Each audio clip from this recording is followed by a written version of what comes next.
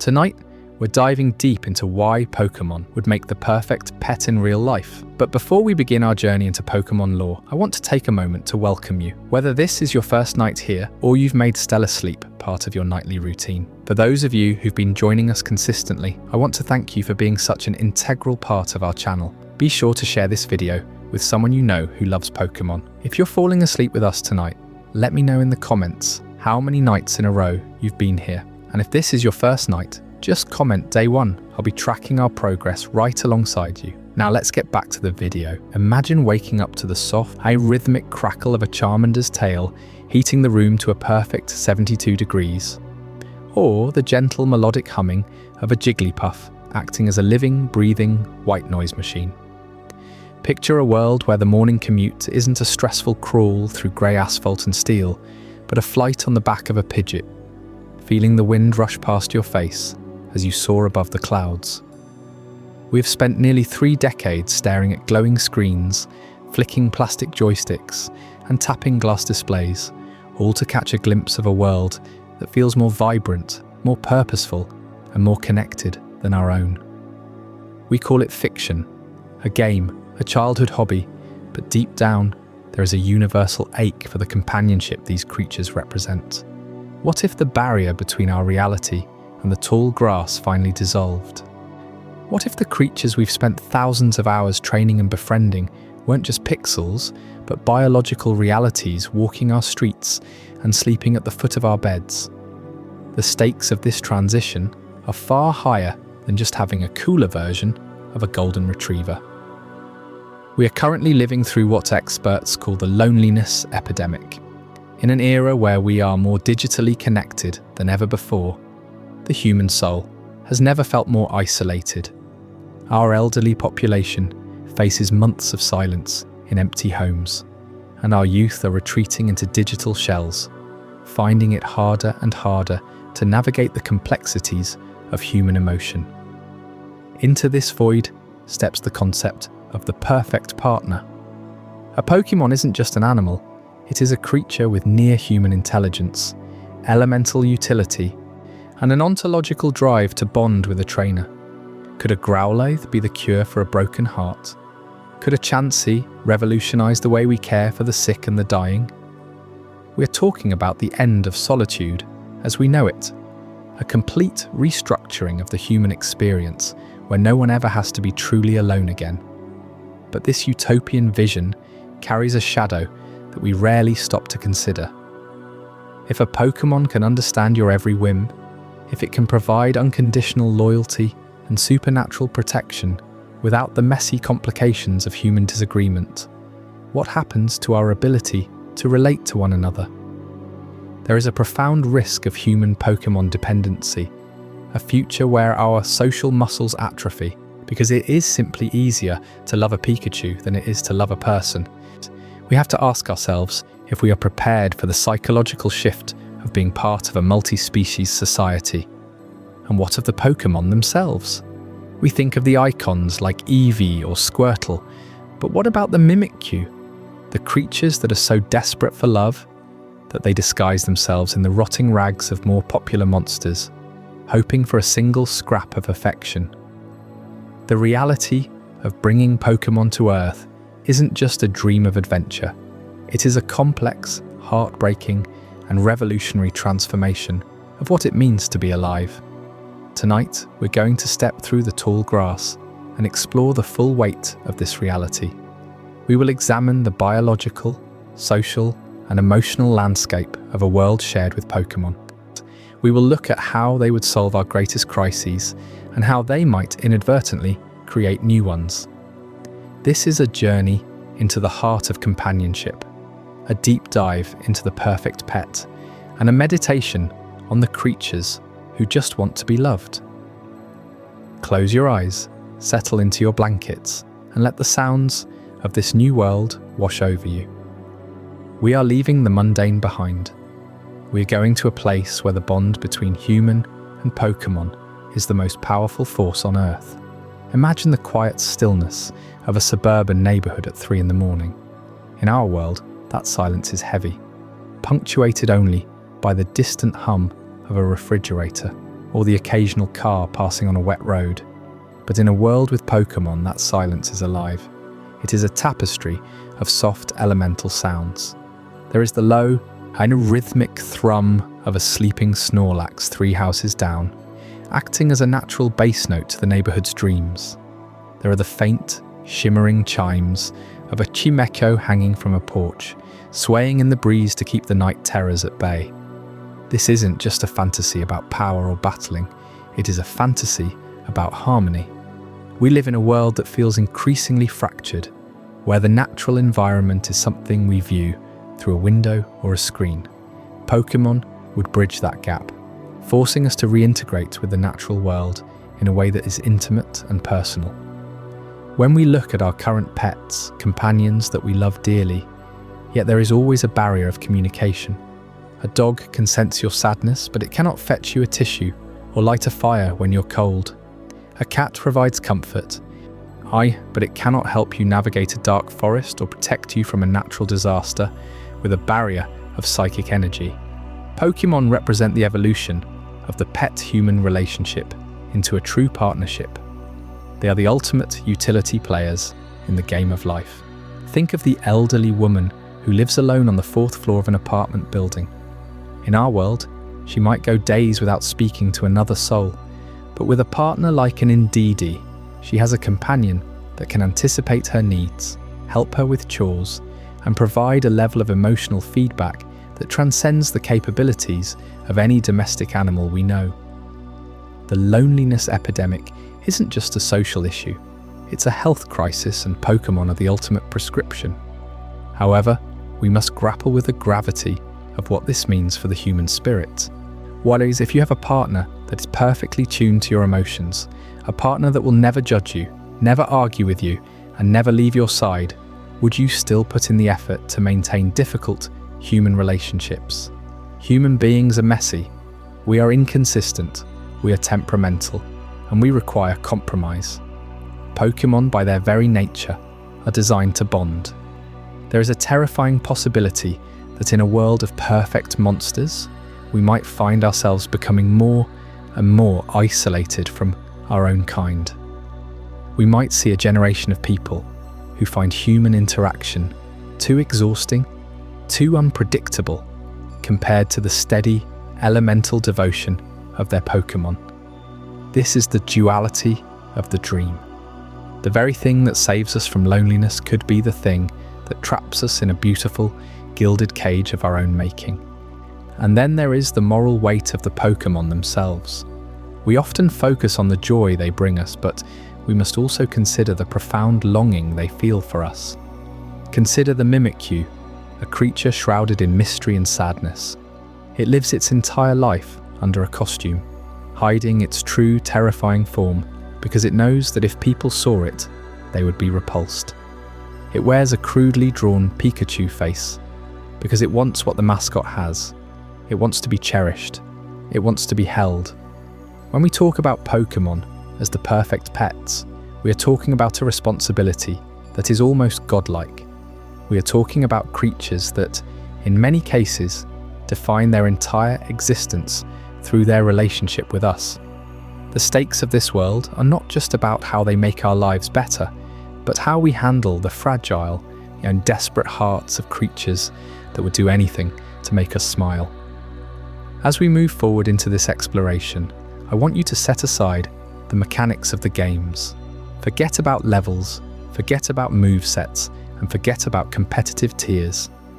We are looking at these beings as living, breathing entities. We are looking at the way a Bulbasaur's vines would feel as it helps you garden in the late afternoon sun. We are looking at the way a Lapras would sing to you as you drift across a calm lake. We are looking at the profound silence of a psychic type, sharing your thoughts in a moment of grief. This is a deep dive into the soul of the Pokémon world and what it would truly mean to bring that soul into our own. Think about the way we build our cities.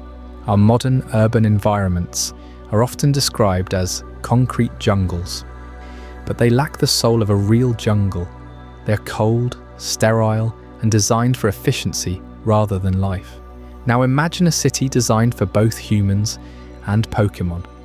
Imagine skyscrapers with nesting ledges for corviknight, public parks filled with berry trees specifically planted to feed the local pachirisu, and water filtration systems maintained by schools of Vaporeon. This is a vision of a symbiotic civilization. We spend so much of our time trying to conquer nature, to pave it over and control it. But Pokémon represent a nature that wants to work with us. They are the bridge between the wild and the civilized. In this world, the very concept of work would change. Search and rescue operations would be transformed by the keen noses of Arcanine and the X-ray vision of Luxray. Construction sites would be powered by the tireless strength of Machamp and the precision of Conkeldurr. Firefighters would have a fleet of Blastoise at their side, and hospitals would be places of profound healing, staffed by Chansey and Audino, whose very presence can lower a patient's heart rate and accelerate recovery. This isn't just about having a pet, it's about a total overhaul of the human infrastructure. We would no longer be alone in our struggle to maintain a functioning society. We would have partners whose natural abilities far exceed our technological reach. But as we integrate these creatures into our daily lives, the lines between pet, partner, and tool begin to blur. This is where the mystery of the Pokémon heart becomes so vital. Are they happy to serve? The lore suggests that Pokémon actually seek out humans, that they crave the structure and the challenge that a trainer provides. There is a biological imperative for them to grow and evolve, and for many, that path lies through the bond with a human being. But that puts an immense pressure on us to be worthy of that devotion. If we brought Pokémon into our world today, would we treat them with the respect they deserve, or would them as just another resource to be exploited? The stakes of this transition are not just about our comfort, but about our character as a species. The most poignant aspect of this entire discussion, however, stays rooted in the individual. Beyond the grand societal changes and the economic shifts, there is the quiet moment between a person and their partner. And there is the child who is bullied at school and comes home to a Sylveon that uses its ribbon-like feelers to sense their distress and soothe their mind. There is the veteran struggling with memories of war who finds peace in the steady, grounded presence of a Mudstale. There is the artist who finds inspiration in the shifting colours of a Smeargle's tale. These are the stories that matter. These are the reasons why we have spent 30 years wishing this world was real. We must also look at the darker corners of this reality. The Pokémon world is not without its tragedies. For every Pikachu that is the star of the show, there is a Banette, a discarded doll, that came to life through pure resentment, searching for the child that threw it away. There are Yamask carrying the masks of the humans they used to be, and weeping as they look at the faces of their past lives. Bringing Pokémon into our world means bringing their ghosts, their sorrows, and their strange, often frightening origins. It is not all sunshine and rainbow wings. It is a world of deep mystery, where the veil between life and death is often thin, and where the creatures we love may have histories that are older and more complex than we can imagine. This is the journey we are embarking on tonight. We're going to peel back the layers of the Pokémon world and see how it fits against the jagged edges of our own. We will talk about the science of the bond, the sociology of a multi-species Earth, and the deep emotional resonance of the creatures that have captured our hearts. We will ask if we are ready for the responsibility of being trainers, and if we are prepared for the ways in which our lives would never, ever be the same. The transition from a world of humans to a world of humans and Pokémon is the ultimate what if. It is a question that touches on our deepest desires for connection, for purpose, and for magic in a world that often feels devoid of it.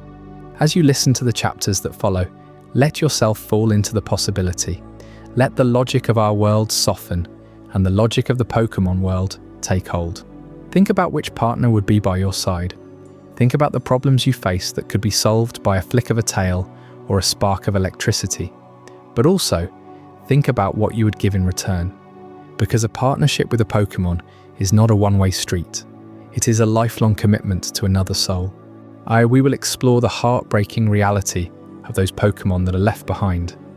The ones who wait at the edge of the forest for a trainer who never comes.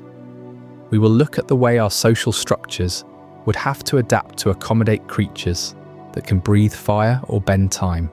And we will return, again and again, to the central theme.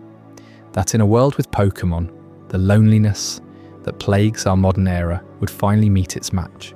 But at what cost? And are we willing to pay it to have the perfect partner? The sun is setting on the world as you know it.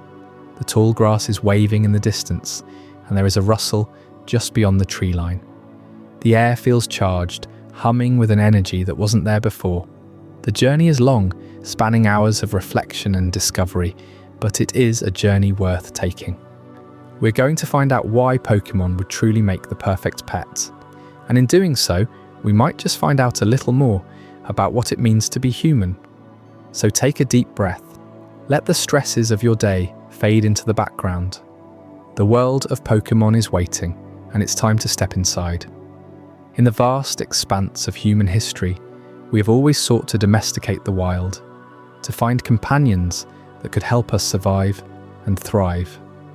From the first wolves that sat by our fires, to the cats that guarded our grain, our story is inextricably linked with the animals we bring into our homes. But Pokémon represents something entirely different. They are not just animals that we have trained, they are beings that seem to have been designed for us. Their very biology is responsive to human emotion and intent. This creates a level of intimacy that is simply impossible with a dog or a bird. When a Pokémon looks at you, it isn't just looking for food or safety, it is looking for a connection that will allow it to reach its full potential. This is the heart of the perfect partner concept. In our current society, we often struggle with the limitations of our own bodies and minds. We get tired, we get sick, we lose our way. Imagine having a partner that could bolster your weaknesses. Imagine a student with severe anxiety being allowed to bring a Togepi to class, a creature that literally feeds on positive energy and releases it back into the environment, calming everyone in the room. Imagine a construction worker with a broken back being able to continue their life's work with the help of a telepathic partner that can move heavy objects with a thought. The integration of Pokémon into our world wouldn't just be a luxury, it would be an evolution of human capability. But we must also consider the risk of what we lose when we gain so much.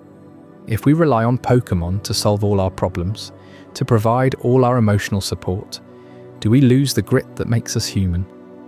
Do we lose the need to reach out to our neighbours, to struggle through a difficult conversation with a spouse, or to learn how to cope with boredom and solitude? There is a delicate balance between a partner and a crutch. In a world where every elderly person has a dedicated Pokémon companion, will their children feel less of a need to visit? In a world where every lonely teenager has a loyal monster friend, will they ever learn the difficult, necessary art of making human friends? These are the questions that haunt the edges of this beautiful dream. And we cannot forget the Pokémon that don't fit into the easy categories of cute or useful. What do we do with the Grimer that emerge from our sewers, or the Haunter that inhabit our abandoned buildings? A world with Pokémon is a world that is inherently more dangerous and more unpredictable. It requires a level of courage and responsibility that our modern, cushioned lives haven't prepared us for. To live with Pokémon is to live with the elemental forces of nature sitting on your sofa. It is a world of wonder, yes, but it is also a world of profound weight. Tonight, we're going to walk through every room of this imaginary house. We will look at the kitchen, the bedroom, the workplace, and the wild places. We will see how Pokémon change everything they touch. We will listen to the stories of the misunderstood, like the Mimikyu, and we will marvel at the grace of the legendary. This is more than just a documentary about a game. It is a documentary about the deepest longings of the human heart. It is about the search for the perfect companion and the realization that such a bond might be the most transformative thing that could ever happen to us. So, let the world outside go dark. Let the blue light of the screen be the only glow in the room as we begin this 3-hour descent into a reality where Pokémon are real. We are going to explore the beauty, the tragedy, the science, all and the soul of this world. We're going to find out if Pokémon really are the cure for the loneliness epidemic, and what it truly means to have a perfect partner. The tall grass is calling. It's time to go. As we begin, think about the first time you ever saw a Pokémon. Maybe it was on a grainy television screen in the late 90s, or maybe it was on a handheld console under the covers of your bed. That feeling of wonder, that sense that there was a whole world just out of reach, is what we are tapping into tonight. We are bringing that world into the light. We are asking what happens when the what if becomes what is. The stakes are our hearts, our society, and our future. The mystery is the nature of the bond itself, and the journey starts now. We will move through the history of our desire for these creatures, the practicalities of their existence on Earth, and the deep emotional impact they would have on our most vulnerable populations. We will confront the shadows of dependency and the heartbreak of the unloved. And through it all, we will keep coming back to that central image, a human and a Pokémon, walking side by side into a world that is finally, truly whole. Welcome to the world of Pokémon. Welcome to the world as it could be. Let's begin. In 1996, a boy in Japan slipped a small red and white capsule into his pocket, and with it, unleashed a dream that still pulses in the hearts of millions today. That capsule held not just a creature, but a promise, a living, breathing ally who could spark lightning from its cheeks or summon vines from the earth, all while curling up beside you through the quiet hours of the night. You felt it then, didn't you? That electric pull as the screen flickered to life with Professor Oak's lab, the weight of 8 possible worlds in your hands. Bulbasaur's bulb humming with latent poison, Charmander's tail flame flickering like a hearth fire in the dark, Squirtle's shell gleaming under Kanto's sun. These weren't mere pixels, they were extensions of your will, friends who never judged your stumbles, who grew stronger with every shared battle, every whispered command. The pocket monster wasn't a gimmick, it was intimacy distilled, a bond portable enough to carry through school hallways or late-night trains, yet profound enough to rewrite your sense of solitude. That dream from 1996 never faded, because it tapped something primal, a longing etched into our bones since campfires crackled against the unknown. Real dogs wag their tails with unfiltered joy, their paws padding softly across wooden floors, eyes locking onto yours in that wordless pact of loyalty. But biology chains them. Muscles tire after a single sprint through the park, senses dulled by city smog, bodies vulnerable to the chill of winter nights, without a blanket of fire to warm them. Cats prowl with elegant indifference, their purrs vibrating like distant thunder, claws retracted in moments of grace. Yet they slip away into shadows when hunger strikes, independent to the point of isolation. Their 9 lives no match for the grind of human routines that demand more than silent companionship. Pokémon shatter those chains. With elemental grace, picture Pikachu, cheeks sparking as it zaps away garden pests or jumpstarts a stalled car on a rain-slicked road. Its tiny form nestled in your palm afterward, ears twitching contentedly.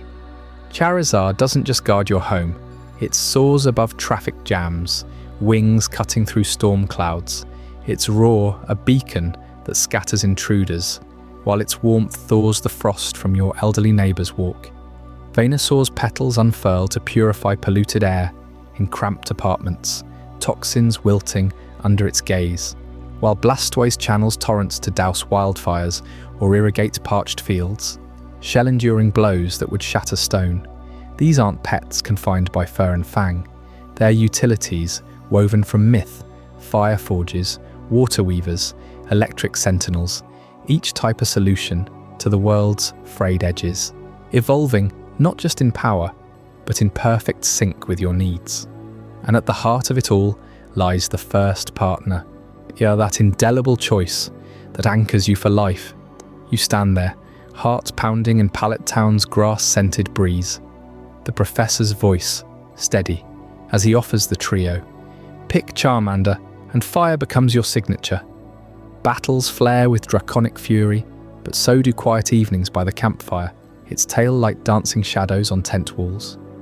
Choose Squirtle, and resilience floods your veins. Floods recede under pressurized jets, tears dry in the shell's unyielding curve. Bulbasaur roots you in growth, seeds blooming into forests where loneliness withers. This isn't random adoption from a shelter's cold kennels. It's destiny scripted in your soul, a psychological tether that whispers, you were meant for this. Lifelong studies echo it. Fans still tattoo their starters decades later. The bond outlasting marriages, jobs, even the games themselves.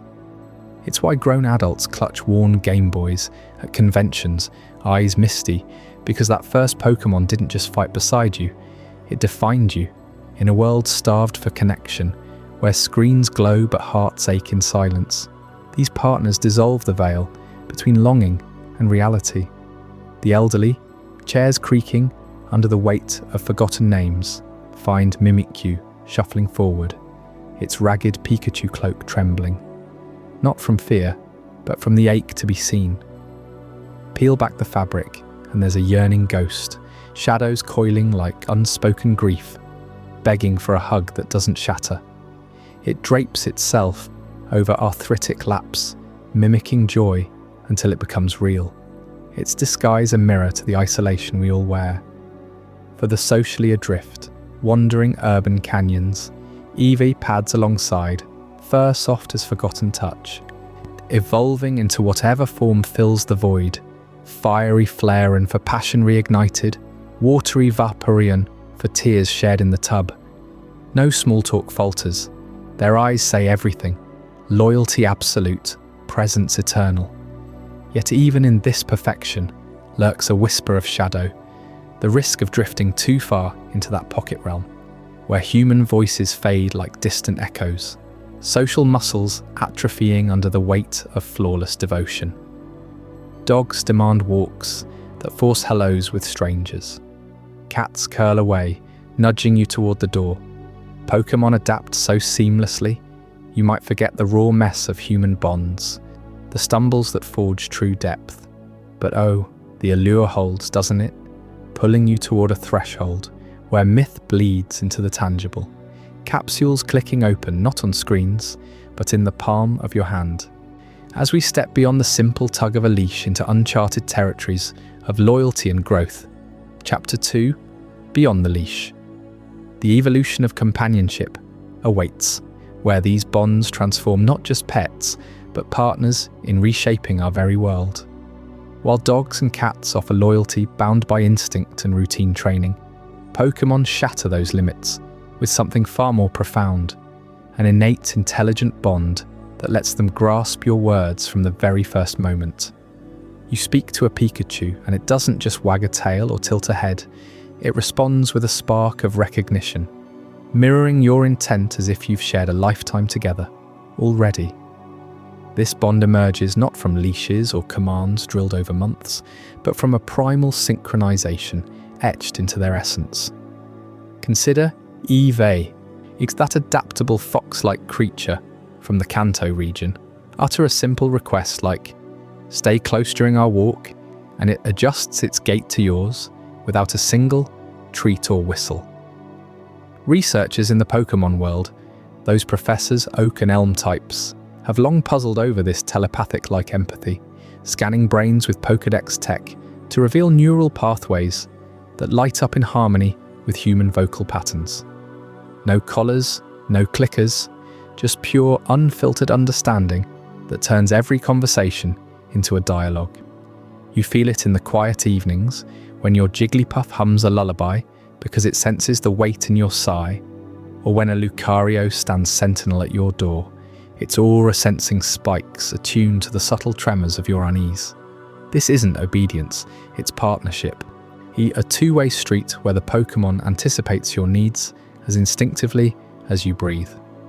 In the wilds of Johto or the bustling streets of Lumiose City, trainers discover this bond accelerates everything, from battles to daily chores, because the Pokémon isn't following orders, it's co-creating the moment with you.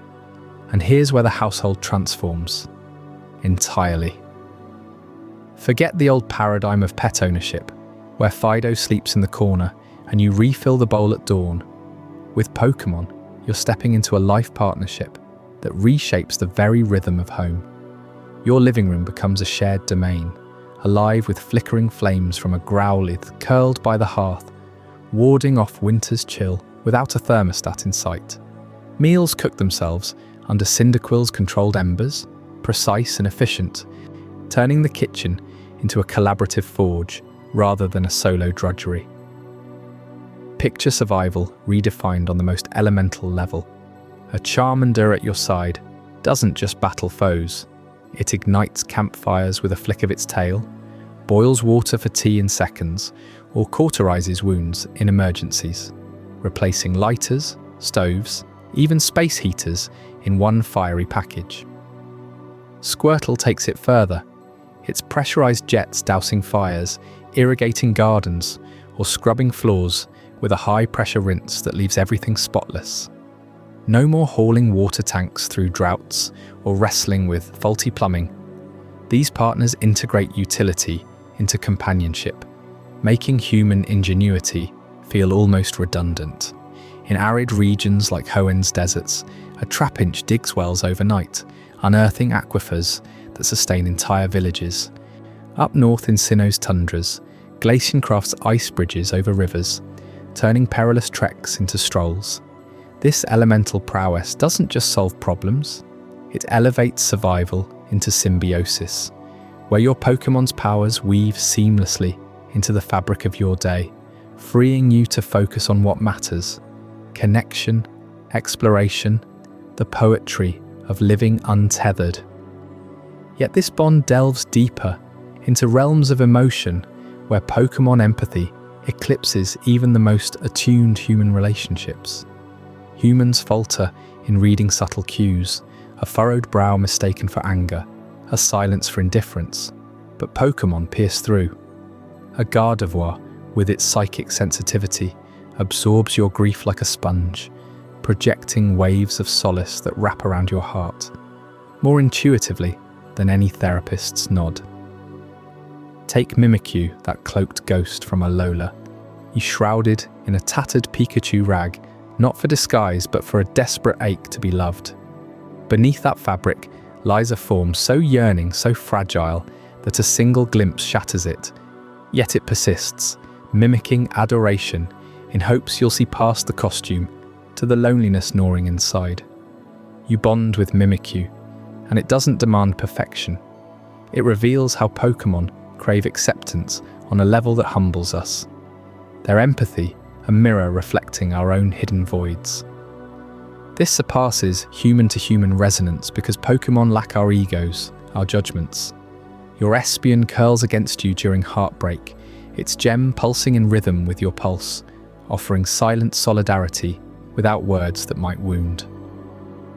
In studies from the Pokémon Lab in Goldenrod City, tour EEG scans show their brainwaves syncing faster and stronger with distressed trainers than with fellow Pokémon, suggesting an evolutionary design for bridging species gaps. Such depth invites a seismic shift, from viewing Pokémon as pets to equals in the household dance. No longer do you own a companion, you cohabitate with a being that shares chores, guards secrets, and evolves alongside your growth. Your Bulbasaur tends the garden, vines coiling to harvest ripe tomatoes, just as you crave them, while evenings unfold with stories swapped. Your tales of the office met by its leafy nods of understanding. But this evolution carries whispers of caution. As partnerships deepen, the risk of human Pokémon dependency looms, where reliance on their unwavering empathy might atrophy those fragile social skills we hone with each other. You turn to your Meowstic for comfort over calling a friend, its psychic purrs so perfectly attuned that human messiness feels obsolete. For the elderly, tucked in quiet apartments, a Pokémon becomes the perfect partner. A Snorlax for gentle companionship, never tiring, always present, dissolving isolation's grip. Yet in that solace, conversations with neighbours fade, gatherings thin, until the world narrows to one profound bond. These dynamics pulse with potential, hinting at horizons where solitude crumbles entirely. In the next chapter, The End of Solitude, Solving the Loneliness Epidemic, we'll uncover how Pokémon could rewrite the script on human connection, turning epidemics into eras of unbreakable unity, but at what intimate cost? As that intelligent bond deepens into true-life partnership, consider this. In the United States alone, nearly 13 million seniors live by themselves, their days echoing with a silence that medical studies link to higher risks of dementia, heart disease, and even early death. Pokémon change everything here, turning empty homes into havens of unwavering presence. Take Eleanor, 82 years young, widowed for a decade in a quiet suburb outside Chicago. Her mornings once blurred into afternoons of staring at walls, the weight of unspoken grief pressing down. Then Arcanine entered her life. Not just any companion, this majestic fire type, with fur like smouldering embers and a mane that radiates genuine heat, curls up beside her recliner each dawn. Scientists might call it the Arcanine effect, that primal blend of thermal comfort and vigilant protection. Eleanor's body temperature stabilizes on chilly nights, and her blood pressure drops during those gentle nuzzles, and the beast's low, rumbling purr vibrates through her bones like a living hearth. Burglars think twice when they hear paws the size of dinner plates padding across the floorboards, eyes glowing like twin furnaces in the dark. For Eleanor, Arcanine isn't a pet. He's her sentinel, her warmer, the one who senses her fading energy before she does, and nudges her toward meals with a warm breath that smells faintly of cinnamon smoke. This isn't isolated. Across Japan, early trials in assisted living facilities paired Growlithe pups, Arcanine's fiery kin, with residents over 75. Nurses logged dramatic shifts. Falls decreased by 40% because these Pokémon anticipated unsteady steps, their heat-sensing abilities detecting inflammation in joints long before pain set in. Or one woman, bedridden with arthritis, described her Growlithe as a walking hot water bottle with a soul, its body moulding to her side, exhaling waves of soothing warmth that eased aches no heating pad could touch. Security cameras captured moments of pure magic, intruders fleeing at the sight of bared fangs framed by flickering flames, while inside, laughter returned to rooms long silent. These case studies reveal Pokémon's edge over traditional service dogs. No training required, just an innate loyalty that reads human frailty like an open book. But Arcanine's world of fire and fur speaks loudest to those craving physical security and tactile comfort. What about minds trapped in silence, voices locked away by stroke or autism? Enter psychic types, those ethereal bridges across unspoken voids. Picture a young man in his 30s, non-verbal since birth, navigating a world that demands words he can't form. Social anxiety compounds it, turning every interaction into a storm of racing thoughts. Then Gardevoir arrives, her slender form shimmering with psychic aura, those red horn-like fins pulsing in rhythm with his unspoken needs. She doesn't wait for commands, she delves gently into the currents of his mind, pulling forth images of hunger, fatigue, joy, a telepathic whisper, soft as silk, visualized as glowing script in his thoughts, asks, "Shall we walk the garden?" No fumbling signs, no apps, just pure connection. In real-world analogues, therapists already use animal-assisted interventions for selective mutism, but Pokémon elevate it exponentially. Alakazam, with its towering intellect and spoons that bend probability itself, It could project calming visions into the minds of those gripped by panic attacks, dissolving anxiety like mist under sun. Case files from hypothetical integration programs paint vivid scenes.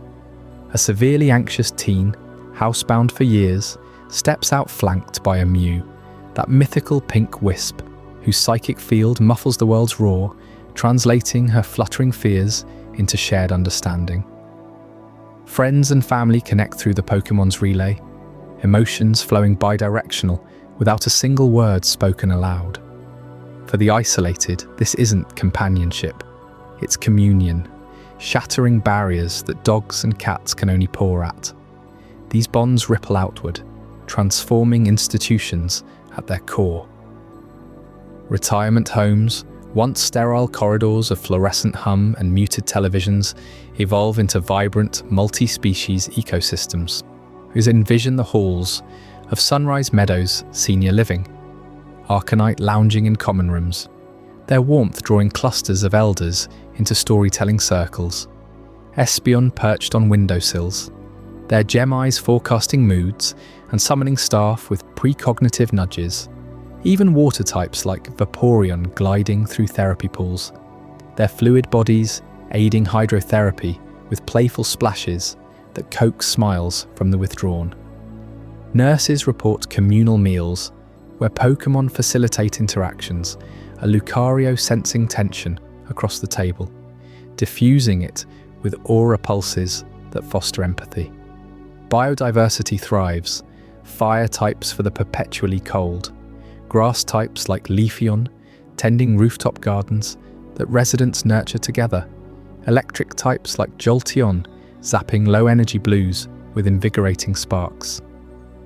No longer warehouses for the forgotten, these spaces pulse with life, scents of blooming Oddish mingling with the crackle of Ponyta manes, sounds of Pidgeot coos harmonizing with human chatter. Society bends to this new rhythm, the stark statistic of living alone fading into obsolescence. By the year 2030, projections whisper of a world where 80% of solo households bond with at least one Pokémon partner, shifting the paradigm from isolation to never truly alone. Streets fill with elders strolling alongside Houndoom, their shadowy cloaks warding off threats, while infernal glows light the path home. Young professionals, burned by digital fatigue, retreat not to empty apartments, but to symbiotic dens where Umbreon stands guard through sleepless nights, absorbing worries like nocturnal sponges. Even cities rewire, parks redesign for mixed habitats, benches curved for human Pokémon repose, public transit with reinforced cars for larger partners like Snorlax, who rumble contentment as riders lean against their plush bulk. Yet whispers of caution thread through the triumph, the subtle risk of human Pokémon dependency, where over-reliance on these flawless interpreters might erode raw social muscles.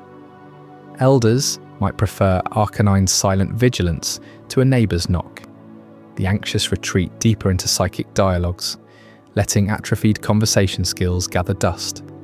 Balance beckons, a mindful weave of Pokémon partnership with human outreach, ensuring bonds enhance rather than eclipse our shared fragility.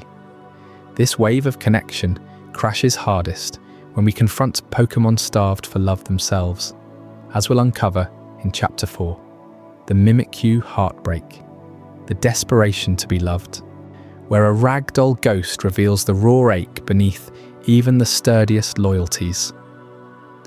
While psychic Pokémon might whisper solace into the minds of the isolated, and Arcanine's faithful warmth chases shadows from empty rooms, there's a quieter tragedy lurking in the Pokémon world, one that mirrors our own ache for belonging more sharply than any comforting embrace. Mimikyu doesn't just seek companionship, its very survival hinges on being adored, cloaked in a desperate illusion that peels away layers of its ghostly truth. Consider the biology etched into Mimikyu's essence, a spectral curse born from solitude's edge. This ghost fairy type, small and hunched like a forgotten child's drawing, despises its true form, not out of vanity, but raw necessity. Legend whispers that any human who glimpses Mimikyu unveiled doesn't just recoil, they wither. Their life force siphoned in an instant by eyes that radiate lethal loneliness. So it crafts a disguise, stitching together scraps of yellow cloth and black felt into a crude Pikachu effigy, the world's most beloved mascot. Every frayed edge of that costume screams invention, a handmade plea for the affection it craves. You can almost hear the faint rustle of fabric in a dim room, the soft patter of tiny feet as it shuffles closer, hoping you'll smile at the imposter rather than shatter it with truth.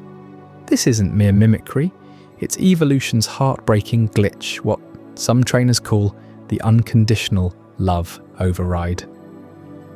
Mimikyu doesn't evolve through battles or stones. It reshapes itself physically, nightly repairs to its ragged shell, enduring the itch of rotting cloth against spectral skin just to earn a pat on the head. Imagine the scene in a quiet Alolan night. Your Mimikyu perched on the bed's edge, needle in its invisible grasp, mending tears by moonlight while you sleep. One peek from beneath the hood, a momentary lapse in vigilance, and it recoils, weakened, frayed further by its own curiosity. It suffers in silence, you see, because revealing the pain risks the love it hoards. That's the ethical knife's edge. Do you lift the cloth to heal it, knowing the gaze might doom you both, or let it rot for the sake of harmony? Pokémon lore brims with these silent sufferers, beings wired to prioritize your joy over their agony. Ditto, the shape-shifting blob, morphs into whatever you desire. Your lost childhood pet, a fierce protector, melting its formless self into temporary perfection, only to revert exhausted, unseen. Our Zoroark crafts illusions of human families for orphaned young, exhausting its spirit to fill voids it can never truly occupy. But Mimikyu stands as the purest emblem, its Pikachu mask a universal cry. Love me as I pretend to be. In a world where Pokémon adapt their very bodies to human whims, we confront the mirror. How many of us don masks of normalcy, fraying inside to keep connections alive? This desperation echoes through the shadows of abandoned Pokémon lore, those heartbreaking tales scattered across the regions like ghosts of broken promises. In the game's centers dot the landscape, ramshackle havens where forsaken Pokémon huddle, tails drooping, eyes hollow with waiting. Take the fields near Laver City in Kalos, rain-slicked meadows where a wild Mimikyu might first don its disguise after glimpsing a trainer's Pikachu from afar, inspired by scraps of joy it could never claim. Anime episodes paint the picture vividly. A discarded Eevee, fur-matted, pacing boxcar floors, or a Growlithe left chained outside a gym, barking into the void until its voice cracks. These aren't fabrications, they draw from Pokédex entries like that of Yamask, weeping its former human face's tears, or Cubona donning its mother's skull, forever clad in maternal grief. Real-world psychology latches onto these threads with uncomfortable precision. Attachment theory, pioneered by John Bowlby in the 1950s, maps it perfectly. The abandoned Pokémon as the anxious, avoidant child, moulding itself to recapture the caregiver's gaze. Studies from the American Psychological Association show how early abandonment in animals triggers hyperadaptation. Dogs that wag tails through beatings, and cats that purr amid neglect, all to elicit that fleeting bond. Translate to Pokémon, and Mimikyu becomes the archetype, its costume a maladaptive schema, rotting yet clung to because rejection's alternative is oblivion. For the elderly, we discussed, or the socially adrift, this perfect partner arrives burdened, its love unconditional, but laced with self-erasure. You bond, it beams from under Pikachu ears, but beneath, the cloth blackens. The ghost starves for authenticity it dares not demand. Yet this glitch reveals Pokémon's supremacy as companions, doesn't it? Dogs pine audibly, cats withdraw visibly. Mimikyu conceals the cost, ensuring your world stays bright. Ethical qualms aside, It redefines devotion. No leash strains, no training tantrums, just a willing phantom tailoring reality to your heart. Trainers in Unova Tales report Mimikyu shadowing them through fog-shrouded routes, costume askew but spirit unbroken, repelling foes with shadowy wrath born of fierce loyalty. The heartbreak fuels the bond, turning potential pets into soul-deep allies, far eclipsing the conditional affections of earthly animals. Delve deeper into the lore and the parallels multiply. In Pokémon Sun and Moon, Mimikyu's Z-move unleashes Let's Snuggle Forever, a paradoxical assault where it peels back the disguise in controlled fury, glimpsing true form to devastate enemies while sparing allies. It's a controlled peekaboo, desire weaponized.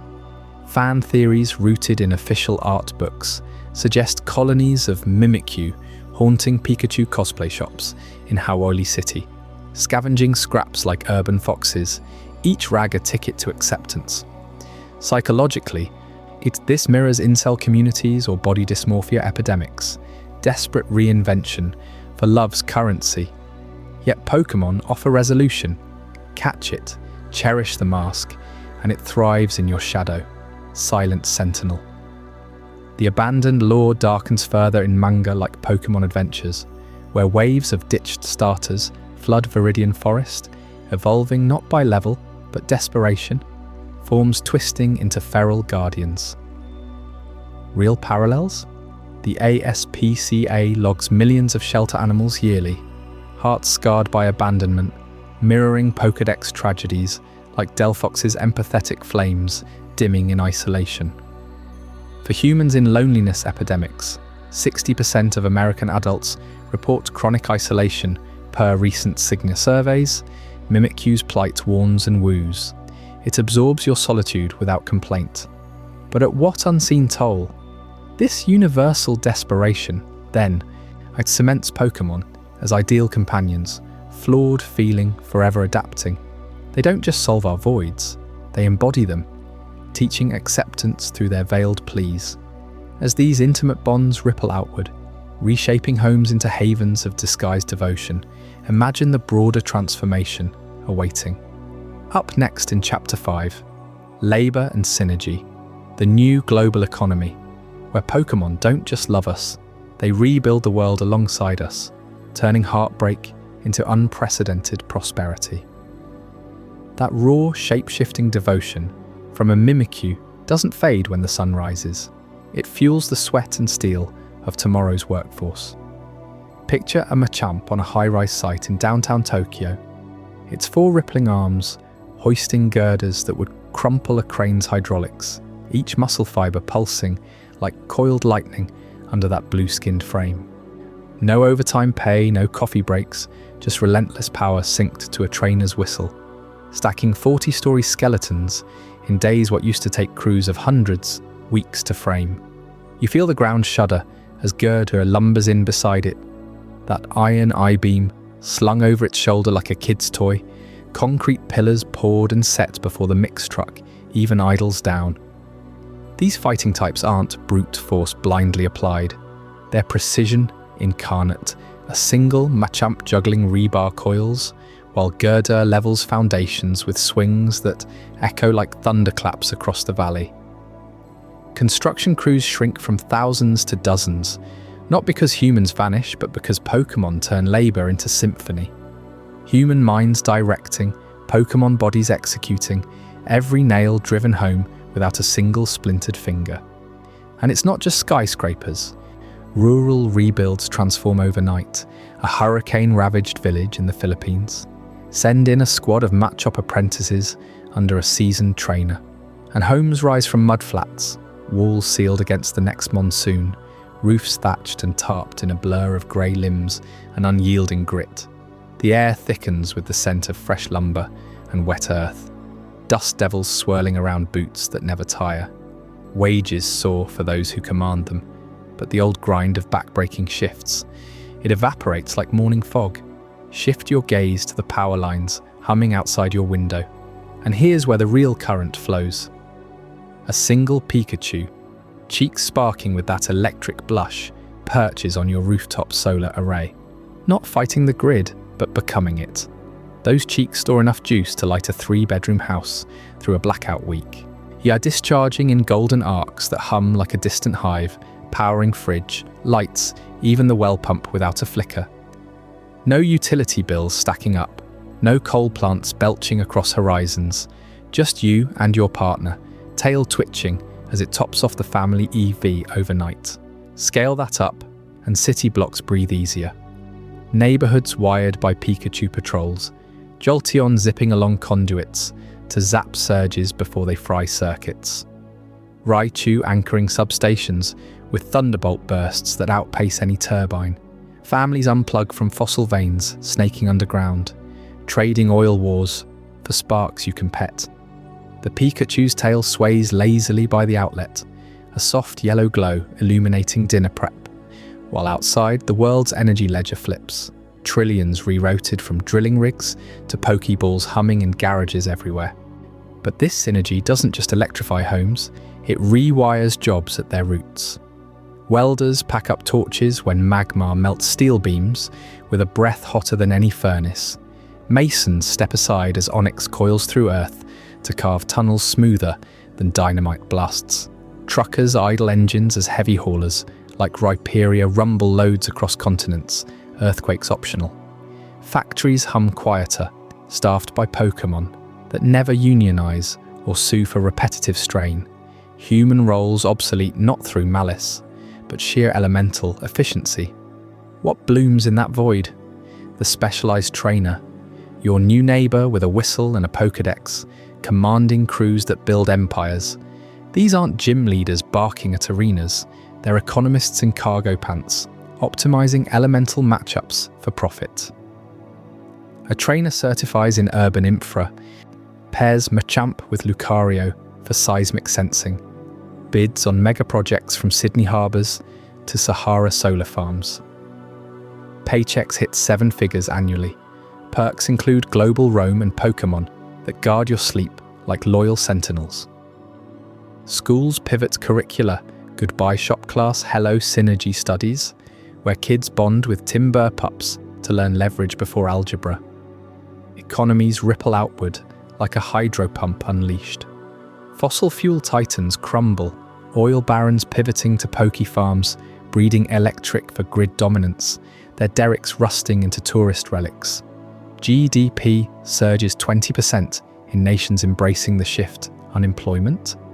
A myth for historians, as retraining booms turn baristas into beastmasters overnight. Global trade tilts toward rare candies and TMs, shipping lanes clogged with luxury yachts hauling legendary contracts instead of tankers. You wake to a world leaner, greener, where human ingenuity rides Pokémon might. No more muscle tax to breaking, no more blackouts dimming dreams. Yet as this new order solidifies, shadows creep into the bond we cherish. Up next in Chapter 6, the dark side of the bond, human-Pokémon dependency.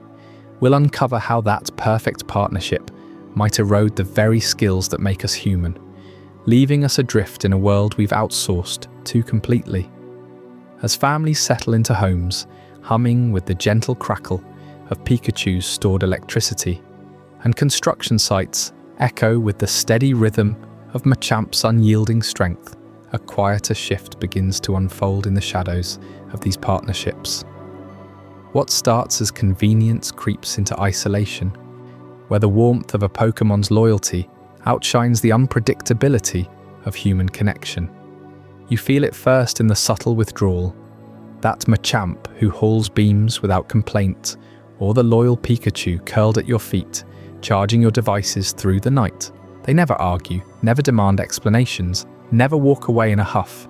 Humans, on the other hand, come with layers of expectation, miscommunications, and the raw friction of differing needs. Over time, you start reaching for your team before picking up the phone. Conversations with friends grow shorter, laced with excuses about training sessions or evolutions in progress. Why navigate the minefield of small talk when your Gurdur nods in perfect understanding? its steel beams a testament to shared purpose? This isn't mere preference, it's atrophy setting in. Social skills? Those fragile muscles honed through years of awkward dinners and heated debates begin to weaken. Studies from our imagined Pokémon integrated world paint a stark picture. Adults spending over 80% of their waking hours with Pokémon report a 35% drop in empathetic response during human interactions. You laugh it off at first, your Pikachu's cheerful sparks mirroring your mood better than any spouse ever could. But soon, reading a friend's sarcasm becomes impossible, their subtle cues lost in the fog of uncomplicated bonds. Your voice softens to the coos reserved for Pokémon, ill-equipped for the sharp edges of real debate. Picture the young professional, fresh from a decade of battling alongside their starter. They stride into a meeting, expecting the telepathic sync they share with their Lucario. Colleagues bristle at the bluntness, the lack of diplomacy. Where's the give and take, they ask, but give and take, that's for wild encounters, not the seamless harmony of a gym leader's circle. Without practice, conflict resolution fades like an unused move, leaving you adrift in a sea of misunderstandings. And then there are the digital hermits, those who take this retreat to its extreme. Tucked away in high-rise apartments, their worlds filtered through the ethereal glow of psychic types. A lone Alakazam hovers nearby, its spoons bending spoons of thought to sift incoming calls, emails and doorbells. Stressed boss? Redirected to a polite psychic illusion of your availability. Family drama? Muted into a distant hum, replaced by the calm pulse of Medicum's meditative aura. These hermits aren't hiding from life, they've outsourced its chaos. You can almost see them now, bathed in the soft violet light of a Gardevoir's psychic barrier. The city's clamour reduced to a whisper. No more small talk with neighbours, no awkward grocery runs where eyes meet and words falter. The psychic type becomes gatekeeper, curator of calm, allowing only the purest inputs. Revenue streams pour in from remote gigs, handled flawlessly by a Satu's precognitive scheduling. But step outside that bubble and reality crashes in. The unfiltered roar of traffic, the press of bodies, the unscripted barbs. Hermits emerge pale, disoriented, craving the psychic veil like air. This dependency whispers warnings in every quiet evening. Pokémon offer constant validation, a stream of affection without judgment. Your Eevee nuzzles closer when you're down, its fur shifting to match your vibe, no questions asked. Humans? They challenge, they push, they force growth through discomfort. Lose that edge and you stagnate. Arguments that once built resilience now shatter you. A partner's critique lands like a critical hit without the buffer of a Pokémon's healing pulse. Deeper still lies the disturbing trend of social substitution. Families, once the bedrock of society, give way to curated teams of 6. That single parent, overwhelmed by work and custody battles, finds solace in a balanced roster, a nurturing Blissey for emotional support, a vigilant Arcanine for protection, a clever Alolan Raichu to handle finances with electric precision. Holidays? Celebrated with a team picnic, Pikachu's cheeks puffing in festive sparks. The kids? They bond with the Pokémon before their own cousins, learning life lessons from a Tyranitar's unyielding stance rather than grandma's stories. Neighbourhoods transform into pockets of these micro-societies. A retiree in Florida swaps bingo nights for sunset walks with her Lapras, its melodic songs filling the void of absent children. Young couples delay starting families, their 6-strong team fulfilling roles from chef, thanks to a Comfy's herbal infusions, to therapist with Indeedee anticipating needs before they're voiced. Birth rates plummet as these bonds deepen, societies stitching themselves from elemental threads rather than bloodlines. You sense the pull, don't you? That quiet thrill when your Pokémon team anticipates your every whim. A symphony of loyalty, more reliable than any human network. Yet beneath it lurks the erosion, the friendships that wither, the romances that fizzle from lack of practice. Entire communities fragmenting into silos of 6. What happens when the power flickers or a Pokémon falls in battle? Do you even remember how to lean on another person? These shadows of dependency cast long doubts over the dream we've built. But even in this darkness, Pokémon hold untapped potential to mend what frays. Up next in Chapter 7, Healing the Mind, Pokémon as ultimate therapists will uncover how these same companions could rewrite the rules of mental restoration, turning vulnerability into profound strength. Stay with me as we step into that light. While those digital hermits retreat into the comforting haze of psychic Pokémon, shielding themselves from the world's sharp edges, what if those same Pokémon didn't just filter out the chaos? What if they dove straight into the source, unraveling the knots in your mind before they tighten? Chansey floats into hospital wards like a living embodiment of mercy, her egg-white body pulsing with a soft, pearlescent glow that seems to hush the beeping monitors and frantic footsteps around her. In a world where healthcare strains under endless queues and sterile interventions, she ushers in the era of soft-touch healing. No needles, no hurried prescriptions, just a gentle press of her paw against your forehead. That egg she cradles? It's not mere sustenance, it's a biochemical miracle, brimming with proteins and nutrients tailored to your body's exact deficits, regenerating tissues at a cellular whisper.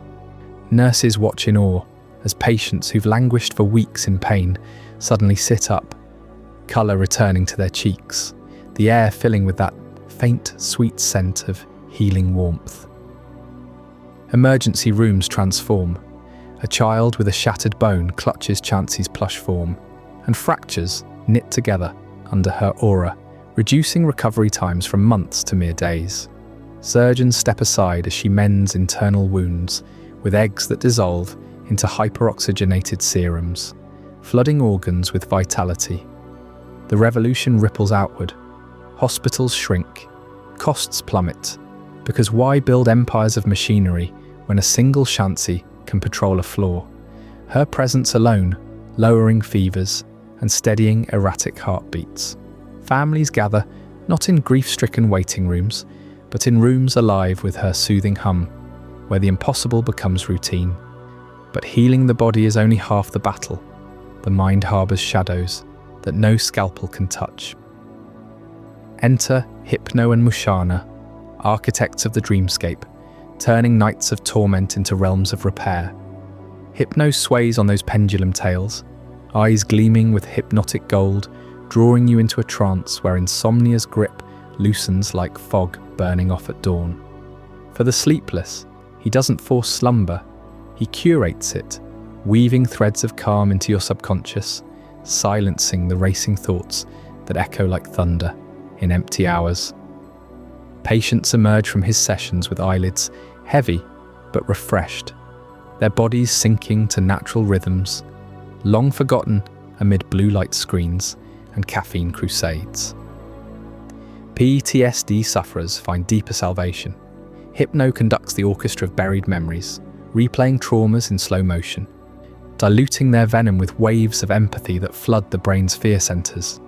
You feel it, the pendulum's tick becoming your heartbeat, the world softening as jagged flashbacks blur into manageable echoes.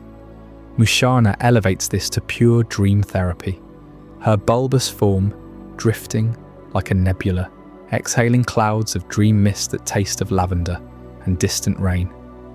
She engulfs your sleeping form in a cocoon of controlled reverie, where nightmares fracture into puzzles you solve alongside her. Veterans haunted by explosions wake not drenched in sweat, but with quiet resolve, their neural pathways rewired as Musharna nurtures positive reinforcements. Dreams of triumph, of bonds unbroken. Insomniacs who once stared at ceilings till sunrise now surrender to visions of endless meadows. Her mist recalibrating serotonin flows, erasing the chemical ghosts of anxiety. Clinics spring up as dream sanctuaries. You lie on silken mats, Musharna hovering overhead, her body undulating in sync with your breath, projecting holographic reveries visible only to you. Sessions end with a gentle dispersal of mist, leaving you buoyant, the weight of sleepless years lifted like morning dew. Yet some Pokémon sense the storm before the first raindrop falls, erecting shields woven from pure intuition. Gardevoir stands as the pinnacle of this prescience, her elegant gown rippling like liquid silk as she attunes to your emotional frequency. Long before you clench your fists or your voice cracks, she detects the flicker, the subtle spike in cortisol, the psychic tremor of unspoken dread. She materializes at your side, a telekinetic veil enveloping you, muffling external triggers while her gaze locks with yours, projecting waves of serene empathy that cascade through your veins. It's the Gardevoir shield, invisible yet impenetrable, turning potential breakdowns into mere ripples. In offices thick with deadline pressure, she hovers unseen, her presence a cool hand on fevered thoughts, diffusing rage before it erupts. Children on the spectrum feel her first, their meltdowns preempted by her soft chime, a sound like wind chimes in a hidden garden. Loved ones notice the change. You smile through what would have been tears, her shield not blocking the world, but harmonizing it to your inner rhythm. This foresight extends to auras of pure calm, Pokémon, whose mere proximity rewires the brain's chaos into equilibrium. Imagine Ordino curled at your feet, her floppy ears twitching as she absorbs ambient stress like a sponge, transmuting it into healing pulses that soothe frayed nerves. Or Espeon lounging in your lap, her gemstone tail flickering purple, broadcasting theta waves that drown out the hum of psychiatric dependencies. These calm aura guardians could obliterate the need for certain medications altogether, antidepressants gathering dust as Alamomola's watery embrace floods your system with endorphins purer than any pill, her scales shimmering with neurotransmitters that target receptors with surgical grace. Schizophrenia's voices fade under Indeedee's synchronized psychic hum, balancing hemispheres fractured by illness. Bipolar swings stabilize beside Togekiss's aerial grace, her feathers shedding a powder that mimics lithium's steadiness without the fog. Families ditch pharmacy runs for these living pharmacies where a Blissey, Chansey's evolved kin, nests in the home. Her massive form, a perpetual fountain of soft-boiled eggs laced with mood stabilizers. The data would stun, relapse rates plummeting to zero, side effects erased because these Pokémon don't medicate. They resonate, aligning your spirit to a frequency of wholeness. You sense it now, the profound intimacy of this bond, where Pokémon don't just accompany, they anticipate, they heal from within. But as we lean deeper into their world-altering gifts, a shadow looms. How do we reconcile the Pokeball's cold convenience with the raw question of freedom versus safety? Up next, the ethics of the Pokeball. Freedom versus safety pulls back the curtain on that dilemma, and trust me, it'll make you question every capture you've ever cheered. Before we dive deeper into this incredible journey, I'm curious, where in the world are you watching this from? Drop a comment below and let our global community know. And if you're finding this as mind-blowing as I am, hit that like button to help more people discover this story. As we've seen with Chansey's gentle glow mending wounds without a scalpel sting, or Hypno's pendulum swaying you into dreams free of nightmares, Pokémon don't just heal, they commit. That unbreakable bond starts with a single toss, the Pokeball. Over 90% of captured Pokémon never attempt escape once settled, according to League data from regions like Kanto and Johto. But what does that red and white sphere truly mean for the creature inside? A portable paradise, or the ultimate leash? Picture a wild Pidgey fluttering through Viridian Forest, wings slicing the humid air, every instinct honed for evasion. You spot it, heart racing, and hurl the ball. It wobbles once, twice, then clicks. In that instant, you've rewritten its world.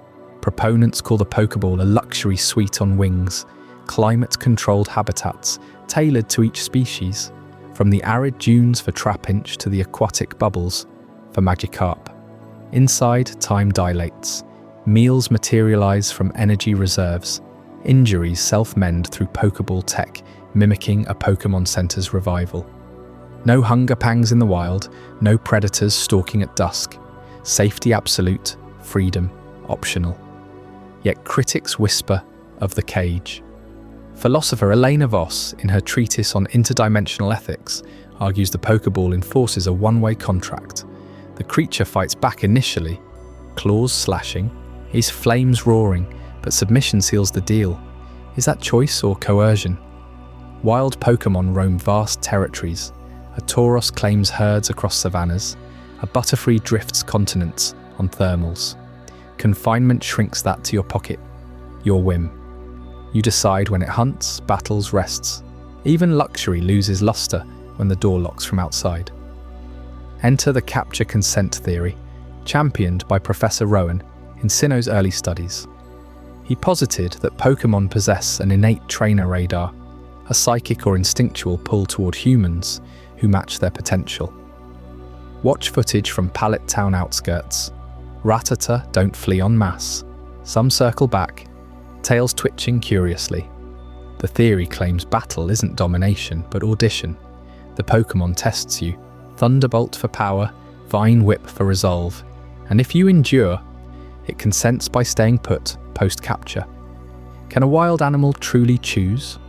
Rowan logged cases where weakened Pokémon, post-poacher raids, practically leaned into thrown balls, eyes gleaming with relief. Not every Tauros stamps in fury. Some nuzzle the device as if saying, "Take me from this chaos. You feel it too, don't you?" That moment your first Pokémon clicks shut, the rush of mutual recognition. But consent blurs in the wild's desperation. A cornered Zubat in Mount Moon, sonar echoing off damp walls, might choose your ball over endless dark. Is it partnership or pity? Ethicists debate.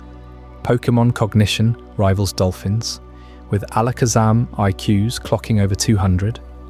They comprehend long-term. A captured Eevee grooms itself contentedly, but does it yearn for Jolteon winds across prairies? Surveys from Hoenn trainers show 87% report joyful compliance, yet escape attempts spike in urban stress. Pikachu bolting subway platforms, sparking panic. The return function sharpens this dilemma. Mid-battle, a shout, "Return!" and a red beam yanks your Charmeleon back, mid-ember. No more rampages through crowds, no friendly fire scorching allies. It prevents accidents beautifully. Imagine a rampaging Rhyhorn in rush hour Tokyo, halted instantly. Safety for all, human Pokémon bystander. Your Machop lifts girders on skyscrapers, then beams home before fatigue drops it 50 stories. But that beam creates a barrier to true physical freedom. Pokémon in the field roam leashed by recall. They test boundaries, but one command reels them in. Wild packs hunt untethered. Your team? Always one recall from isolation. It fosters dependency. Your Gyarados thrashes Johto Lakes freely until tournament call, then back to digital limbo. And limbo it is. The revelation hit like a shadow ball to the gut. Pokeballs don't miniaturize, they digitize. Oak's lab scans confirm it. Matter converts to data streams, consciousness uploaded to a crystalline core. Your loyal Umbreon isn't curled 6 inches tall. It's a pattern of electrons, memories flickering in silicon voids. Existential horror creeps in here. What is existence when you're code? Philosophers liken it to human cryopreservation, gone godlike. Paused life, no decay, but no sensation either. Trainers boast of teams resting for years, decades even, revived fresh as fledglings. Yet imagine the void. No wind on feathers, no earth under paws. Is that rest or oblivion? Reports from malfunctioned balls surface rarely, Pokémon emerging dazed, howling for lost time.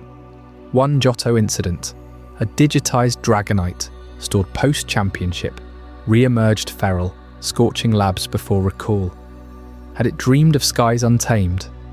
You hold that ball now, thumb tracing the button, Luxury suite, press and your partner materializes, tail wagging, ready for pats or peril. High-tech cage. The data logs don't lie. Voluntary returns outnumber forced by 3 to 1. Pokémon evolve within, gaining powers undreamt in wilds. A humble Caterpie becomes Butterfree Queen, flitting global skies under your guidance. Safety trumps starvation. Partnership outshines solitude. Still, the debate simmers. Bills in Gala Parliament push wild release days. Mandatory field time sans ball. Trainers comply. Watching herds thunder free, then trot back at dusk nuzzling pockets. We've wrestled the Pokeball's soul. Consent etched in battle scars. Freedom bartered for unbreakable safety. But what if that same tech turned outward? Pokémon wielding balls to guardian wilds themselves? In our next chapter, Environmental Guardians, restoring the Earth, discover how Torterra forests reclaim deserts and Ludicolo rivers purify toxic spills. Could they heal the planet we scarred, one capture at a time? If a wild Pokémon truly consents to the Pokeball's embrace, it doesn't stop at personal loyalty. It extends to the wounds we've inflicted on the planet itself. Consider the Amazon rainforest, where chainsaws felled over 10 million trees last year alone, releasing billions of tons of carbon into an already choking atmosphere. Now introduce a single partner, like Breloom or Leafeon, and that devastation reverses not in decades, but in days. These grass types draw energy from sunlight and soil, their spores and vines weaving through cracked earth like living sutures, pulling moisture from the air and coaxing seeds to sprout in hyper-accelerated growth cycles. You've got one by your side, a faithful companion, dozing at your feet during the day, only to awaken at dusk and terraform barren logging sites into thriving canopies overnight. Their bioluminescent pollen guiding pollinators back to forgotten groves. This isn't fantasy, it's rooted in their biology. Torterra carries entire ecosystems on its shell, a walking forest that drops fertile soil wherever it treads, enriching depleted farmland and binding eroded hillsides with roots stronger than steel cables. Partnered with you, it becomes a mobile reforestation engine, roaming cleared zones while you monitor from a nearby camp, its ancient tree humming with the pulse of new life. Feel the damp earth soften underfoot as its branches unfurl, releasing that fresh ozone-tinged scent of rain on leaves. The air growing cooler, birdsong piercing the silence for the first time in years. Grass types like these combat the climate crisis in real time, sequestering carbon at rates that dwarf human tech. Your Roserade could offset a city's emissions, its thorns dripping nectar that neutralizes airborne pollutants, turning smog into sweet mist. And then there's the Shaman effect, named for that elusive mythical whose gratitude form unleashes a pollen storm capable of blanketing urban wastelands in verdant paradise. Picture Detroit's abandoned lots or Chernobyl's poisoned fields. Shaman drifts in on winds you summon with a whistle, its tiny form exploding into a floral supernova.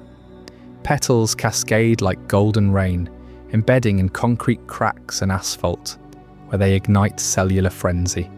Weeds erupt into orchards, rusted factories, vine-choked into ruins, reclaimed by wildflowers. Overnight, grey monotony yields to buzzing meadows, children chasing Butterfree through knee-high blooms, the hum of bees drowning out traffic roar. Your Shaman, that perfect pet curled in your lap during movie nights, flips the switch on urban decay, making cities breathe again, their rooftops alive with hanging gardens that filter stormwater and cool summer heat waves.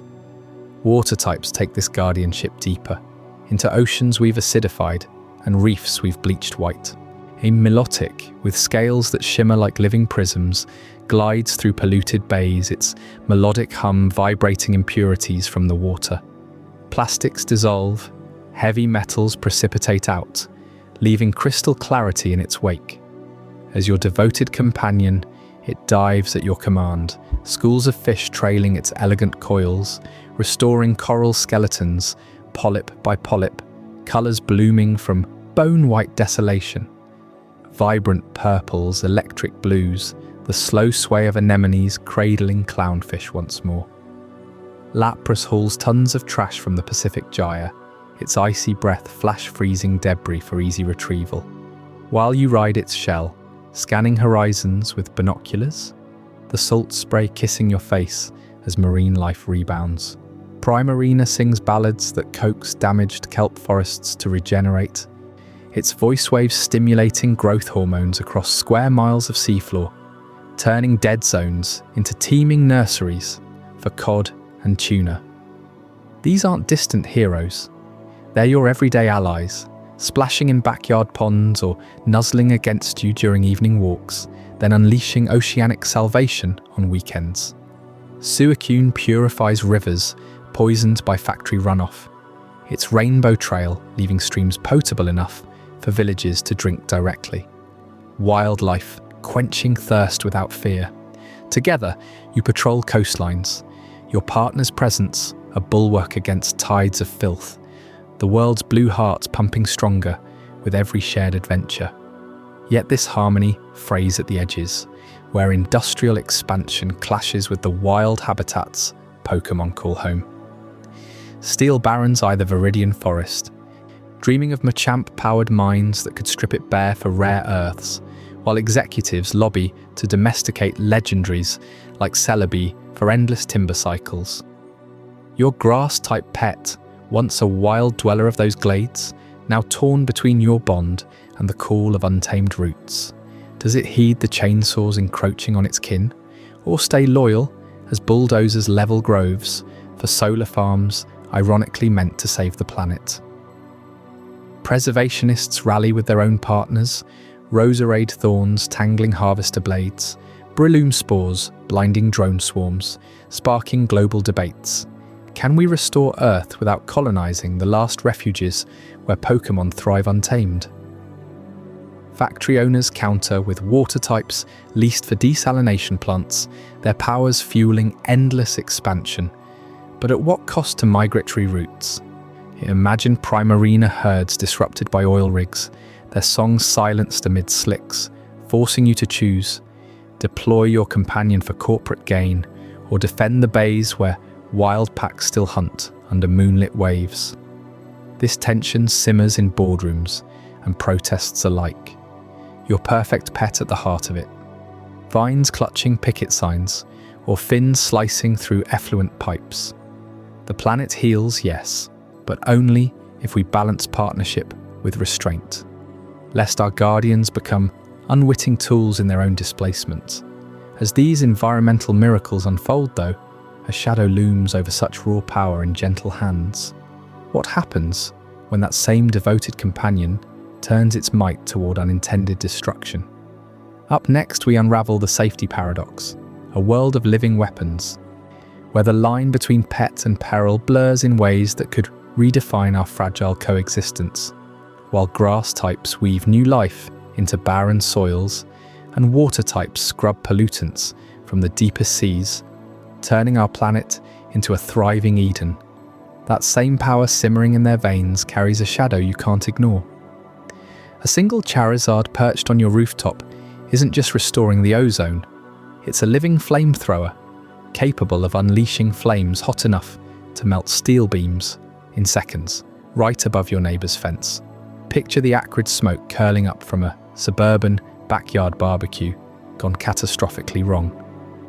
You've just called out your faithful companion for a casual display, maybe to impress the kids next door, when a misplaced ember ignites the dry leaves piled against the garage. Fire spreads faster than you can yell, "Return," devouring sheds, cars, entire blocks if the wind shifts. Emergency crews arrive, not with hoses, but hazmat teams trained for biomagmatic hazards, their sirens wailing as they dodge stray fireballs. This isn't fantasy. It's the raw physics of a pet whose breath alone registers as a Class Delta fire risk, hotter than volcanic lava flows. And it's not just fire breathers. Your Pikachu, that adorable spark on 4 legs, generates bursts of electricity rivaling 100,000 volts, enough to black out a city grid or fry every circuit in your home in a heartbeat. One overexcited tail swipe during playtime, And you're not dealing with a tripped breaker. You're facing a plasma arc that vaporizes wiring, surges through the neighborhood, and leaves you explaining to the power company why their transformers look like they survived a lightning apocalypse. These aren't quirks, they're weapons of mass disruption, disguised as wagging tails and playful growls.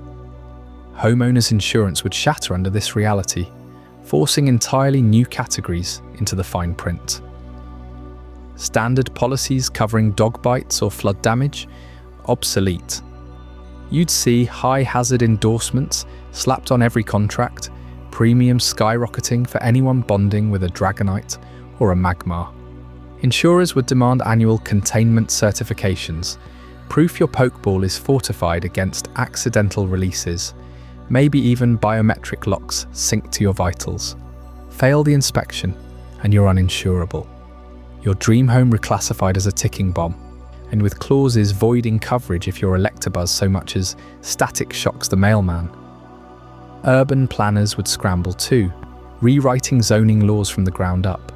No more cramped apartments for fire types. Cities would carve out containment districts on the outskirts, vast zones buffered by fire breaks and Faraday cages, where owners of volatile species could live without turning downtown into a war zone. Municipal codes might ban certain pairings outright. Pair a Gyarados with a city permit? Forget it. That serpentine fury could summon tidal waves through storm drains, flooding subways and stranding commuters. Fines wouldn't cut it. Violations could mean Pokémon confiscation. Your loyal partner relocated to state-run sanctuaries while you fight through endless appeals. Yet amid the red tape and rising costs, a darker allure emerges, the status symbol of it all. Dragon types become the ultimate flex, not Ferraris or private jets, but Salamence lounging in custom areas on mansion estates. Owners flaunt them at galas, wings unfurled like crimson banners, whispering about the thrill of commanding raw apocalypse on a leash. It's ego incarnate, the rush of knowing your pet could raise a skyscraper with a hyper beam, yet curls up at your feet on command. But that hubris blinds them. One jealous rival slips your rival a berry laced with rage enhancers, and suddenly your symbol of power levels the country club, shrapnel flying as beams carve through marble columns. The danger isn't just accidental, it's the everyday temptation. Your perfect pet, that unwavering companion solving loneliness and labour woes, her doubles as the most accessible weapon humanity's ever cradled. No background checks, no armories required, just a thumb on the Pokeball, and you've got Arsenal-grade firepower in your pocket. A disgruntled worker unleashes a Tyranitar on a factory floor, earthquakes cracking foundations. Grudges settle with Venusaur vines strangling rivals' vehicles. Even petty theft escalates when a street thief bonds a wild Zangoose, slashing through vaults like paper. Governments would race to regulate, mandating hazard licenses with psych evals and combat training, tracking chips embedded in every high-risk ball. Black markets thrive underground, smuggling exotic beasts across borders. Imagine cartel lords with legendaries, Hydreigon triheads barking orders in cartel hideouts. Law enforcement evolves too. Pokémon SWAT teams countering threats with their own arsenal. Blastoise hydro cannons dousing infernos while Lucario senses hidden dangers through aura pulses. But here's the paradox gnawing at the heart of it. These living weapons make unparalleled guardians. Your Charmeleon wards off intruders better than any alarm, flames flickering as a warning growl. That Pikachu jolt deters burglars from even approaching the porch. In a world rebuilding from climate scars, where human hands falter, their destructive might flips to protective fury, leveling threats before they reach your door. Owners sleep sounder, families safer, the bond deepening through shared peril. Still, the line blurs endlessly. What starts as play turns primal when instincts override training. A full moon awakens your Houndoom's hellfire, scorching the family garden into glass. Insurance adjusters pore over scorch marks. Lawyers argue, force majeure, Pokémon nature. while you stare at the smouldering ruins of your sanctuary. Urban sprawl halts, megacities fracturing into safer enclaves, humanity adapting or perishing under the weight of pets that could end us all. This safety paradox reshapes society at its core, turning every backyard into a potential blast zone, every companion into a calculated risk. Yet we chase it anyway, drawn to the fire, the spark, the untamed power that makes them perfect until it doesn't. And as we grapple with these living weapons nestled in our homes, we'll soon explore how it all begins for the youngest among us in Chapter 11, Childhood Reimagined. The 10-year-old journey. What happens when kids wield this power from the start? Reshaping innocence itself. Those high-hazard Pokémon, the ones that could scorch a neighborhood or fry electronics with a single bolt, they don't stay locked away in adult hands. No, they're handed straight to 10-year-olds. The moment a child crosses that threshold into trainer life, picture a kid, barely tall enough to reach the counter at Professor Oak's lab, walking out with a Pokeball humming in their fist, a living spark of chaos ready to ignite their world. This isn't reckless parenting or some glitch in the system.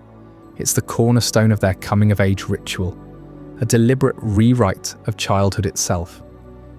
Forget the 9 to 3 grind of desks bolted to floors, chalk dust in the air, and recess bells dictating every breath. Here, education erupts into motion. A 10-year-old straps on a backpack, clips badges to their vest, and hits the trail with their new partner Pokémon at their side. Schools, they dissolve into relics, replaced by this nomadic curriculum where lessons unfold amid rustling forests and crashing waves.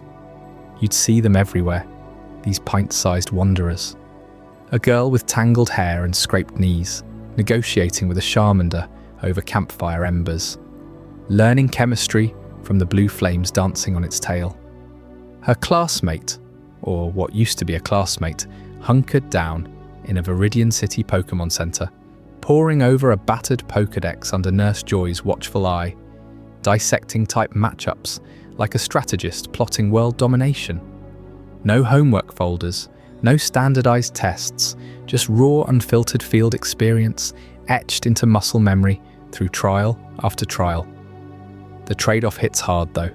Traditional schooling promises structure, a safety net of equations memorized and history dates drilled in. It builds kids for office chairs and cubicles, compliant and contained. But this path, it forges survivors. Your child trades algebra for evasion tactics, vocabulary for vital commands shouted over thunderous roars. They navigate rival trainers' egos, wild Pokémon ambushes, gym leaders who don't pull punches. Months on the road sharpen instincts that no textbook could touch, reading a Pikachu's twitching ears for incoming danger, bartering berries with locals for insider routes.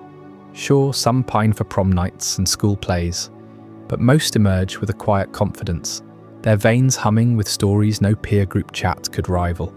Battling anchors it all, not as playground scuffle, but as sanctioned sport, the arena where resilience takes root. A kid sends out their Squirtle against a hulking rival Geodude, heart pounding as water jets clash with rolling boulders. Lost stings, badges denied, pride dented, but it's calibrated trauma, refereed and reversible. Heal up at the center, analyze the footage on a clunky Pokegear, try again tomorrow. Psychologists in this world rave about it. Real-life grief, the kind that cripples without closure. It withers under battling's rhythm. Kids learn loss means pivot, not paralysis. They grieve a fainted partner for an hour, then strategize its evolution into a war-turtle powerhouse. That bounce-back muscle? It carries them through life's bigger falls, failed friendships, family rifts, turning potential breakdowns into battle cries. And the independence. God, the sheer radical freedom of it steals your breath. In our world, pay 10-year-olds clutch iPads under parental radar, orbits shrinking to screen glows. There a Pokémon stands, eternal sentinel, bodyguard woven into the bond. Your Bulbasaur coils vines at night to ward off prowlers, its solar pulse lighting camp like a living lantern. Daybreak, it scouts ahead, poison powder at the ready for muggers or mandibuzz. Parents wave goodbye from Pallet Town doorsteps, trusting the partnership more than any nanny can. These kids haggle in bustling Saladan markets, solo cross mountain passes, where avalanches whisper threats, all with a creature that had vaporized peril before it touches them. Critics howl about stunted socialization, kids glued to Pokémon chatter instead of human peers. Fair point, some trainers hole up in roots, whispering secrets to their loyal Eve, while townsfolk blur by. But watch a group converge at Indigo Plateau, badges gleaming, swapping tales of near misses and miracle ups. Bonds form fiercer than any classroom clique, tempered by shared scrapes. That bodyguard doesn't isolate, it empowers, letting children roam realms adults fear, collecting not just Pokémon, but a mosaic of maturity. Of course, not every journey sparkles. A timid boy from Saffron, paired with a jittery Caterpie, might falter at the first hurdle, his world fracturing under a Pidgeotto's wing beat. Yet even there, the system bends. Mentors emerge, roaming aces like Blue, offering grudging tips over shared ramen. Pokémon centers double as crossroads academies, where Joy's audits catch stragglers, funneling them into apprenticeships or league prep. Childhood doesn't end, it evolves, wild and untamed. This reimagining ripples outward, or reshaping families too. Parents, once helicopter shadows, step back. Their own Pokémon teams filling the void with garden patrols or fishing hauls. Siblings idolize the road-toughened returnee, clamoring for their turn. Society hums with it, economies buoyed by trainer tourism, routes lined with supply stalls hawking potions and Pokeblocks. Education metrics skyrocket in adaptability scores, plummeting in rote trivia, but who cares when your graduates command respect from Kanto's elite? Yet beneath the triumph lurks that Pokémon dependency whisper, the one we touched on before. A child so synced with their partner, human voices fade to static. What happens when the journey ends? Badges claimed, and real-world jobs demand colleague handshakes over hyperbeams.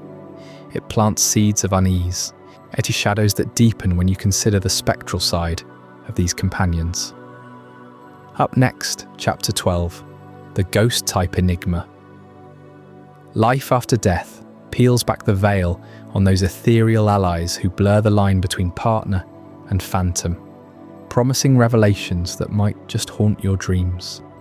As those young trainers step into adulthood, their bonds with Pokémon don't just fade, they evolve, sometimes into the shadows of what comes after.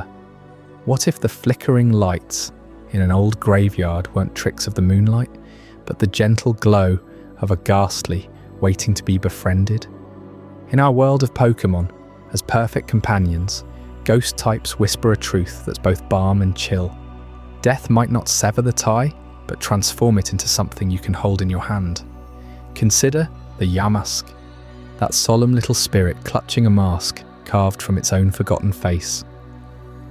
Legend has it, these aren't mere Pokémon born of mist and grudge. They're echoes of human souls plucked from the brink of oblivion. You find one hovering near a weathered tombstone, its golden mask streaked with tears that never fall, eyes wide with the pain of remembering. Approach too close and it drifts away, but offer a Pokeball and it might yield, slipping inside not as a conquest, but a quiet surrender. Suddenly your new pet carries fragments of someone else's life. A mother's weary smile from 100 years ago, or a child's laughter cut short by fever. You feel it in the way your mask stares at mirrors, tilting its head as if chasing a ghost within a ghost. This revelation hits like a cold fog rolling in at dusk. You're not just adopting a companion, you're inheriting a history. Train it, and those buried memories surface in battle. Yamask summoning shadows that mimic the grief of its past self, or curling protectively around you during sleepless nights, as if guarding the life it lost. Pet owners share stories online, voices hushed. My Yamask weeps real tears when it sees old family photos. It knew hunger, loss, the weight of a human heart. Now it's mine. and somehow that heals us both. It's the ultimate empathy machine, a pet that understands sorrow because it lived it. But here's where the comfort twists into unease. Grieving changes when spirits wander graveyards like stray cats. Ethereal forms you can capture with a flick of your wrist.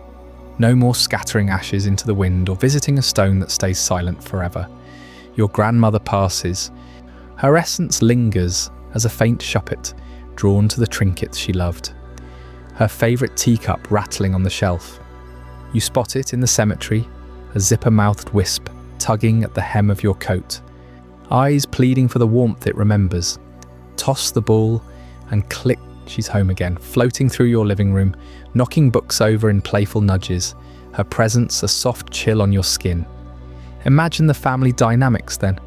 Holidays where the turkey levitates to the table, courtesy of her invisible pull.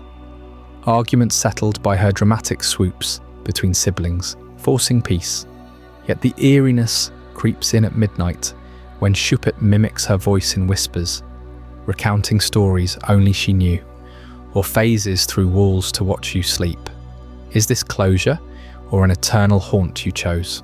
The therapists, now aided by hypnose dreamweaving from our healthcare talks, adapt with spirit integration sessions, teaching you to set loving boundaries. Release if it drains you, they advise, but who could? These ghosts fill the void left by death, turning loneliness into a spectral companionship, more loyal than any living pet. Deeper still, ghost types upend our understanding of existence. Biology meets the supernatural head-on. Scientists dissect a captured ghastly under lab lights, only to watch it dissolve into laughing gas, reforming with a mischievous cackle. No DNA strands here, just plasmic energy that defies microscopes, pulsing with grudges or joys from beyond. The mythology floods back. Ancient tales of will-o'-the-wisps guiding lost souls, now explained as wild Litwick luring prey with candle flames that smell faintly of lavender and regret. And the afterlife, no longer faith alone.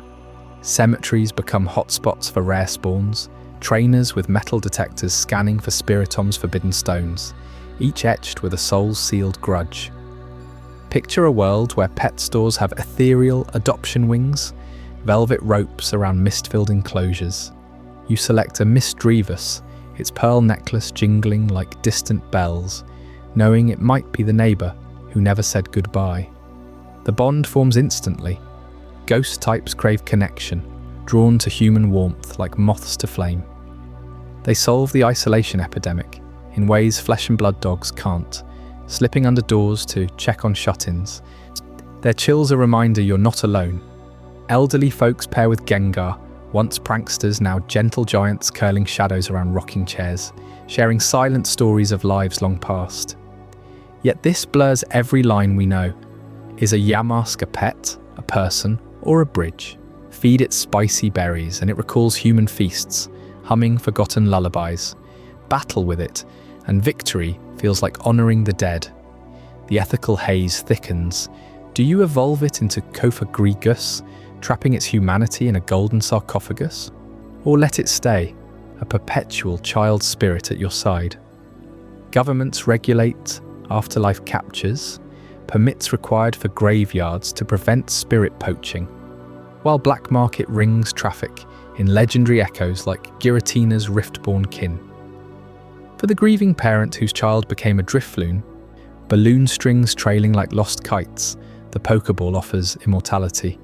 It bobs through your home, carrying picnics aloft on lazy afternoons, its face a perpetual smile, masking the accident that took it. Friends envy the arrangement. Your kid's still with you, but nights bring the weight, whispers of playground games echoing empty, a tug on your sleeve that pulls at your heart. Pokémon dependency sharpens here. Why seek human friends when eternity floats beside you?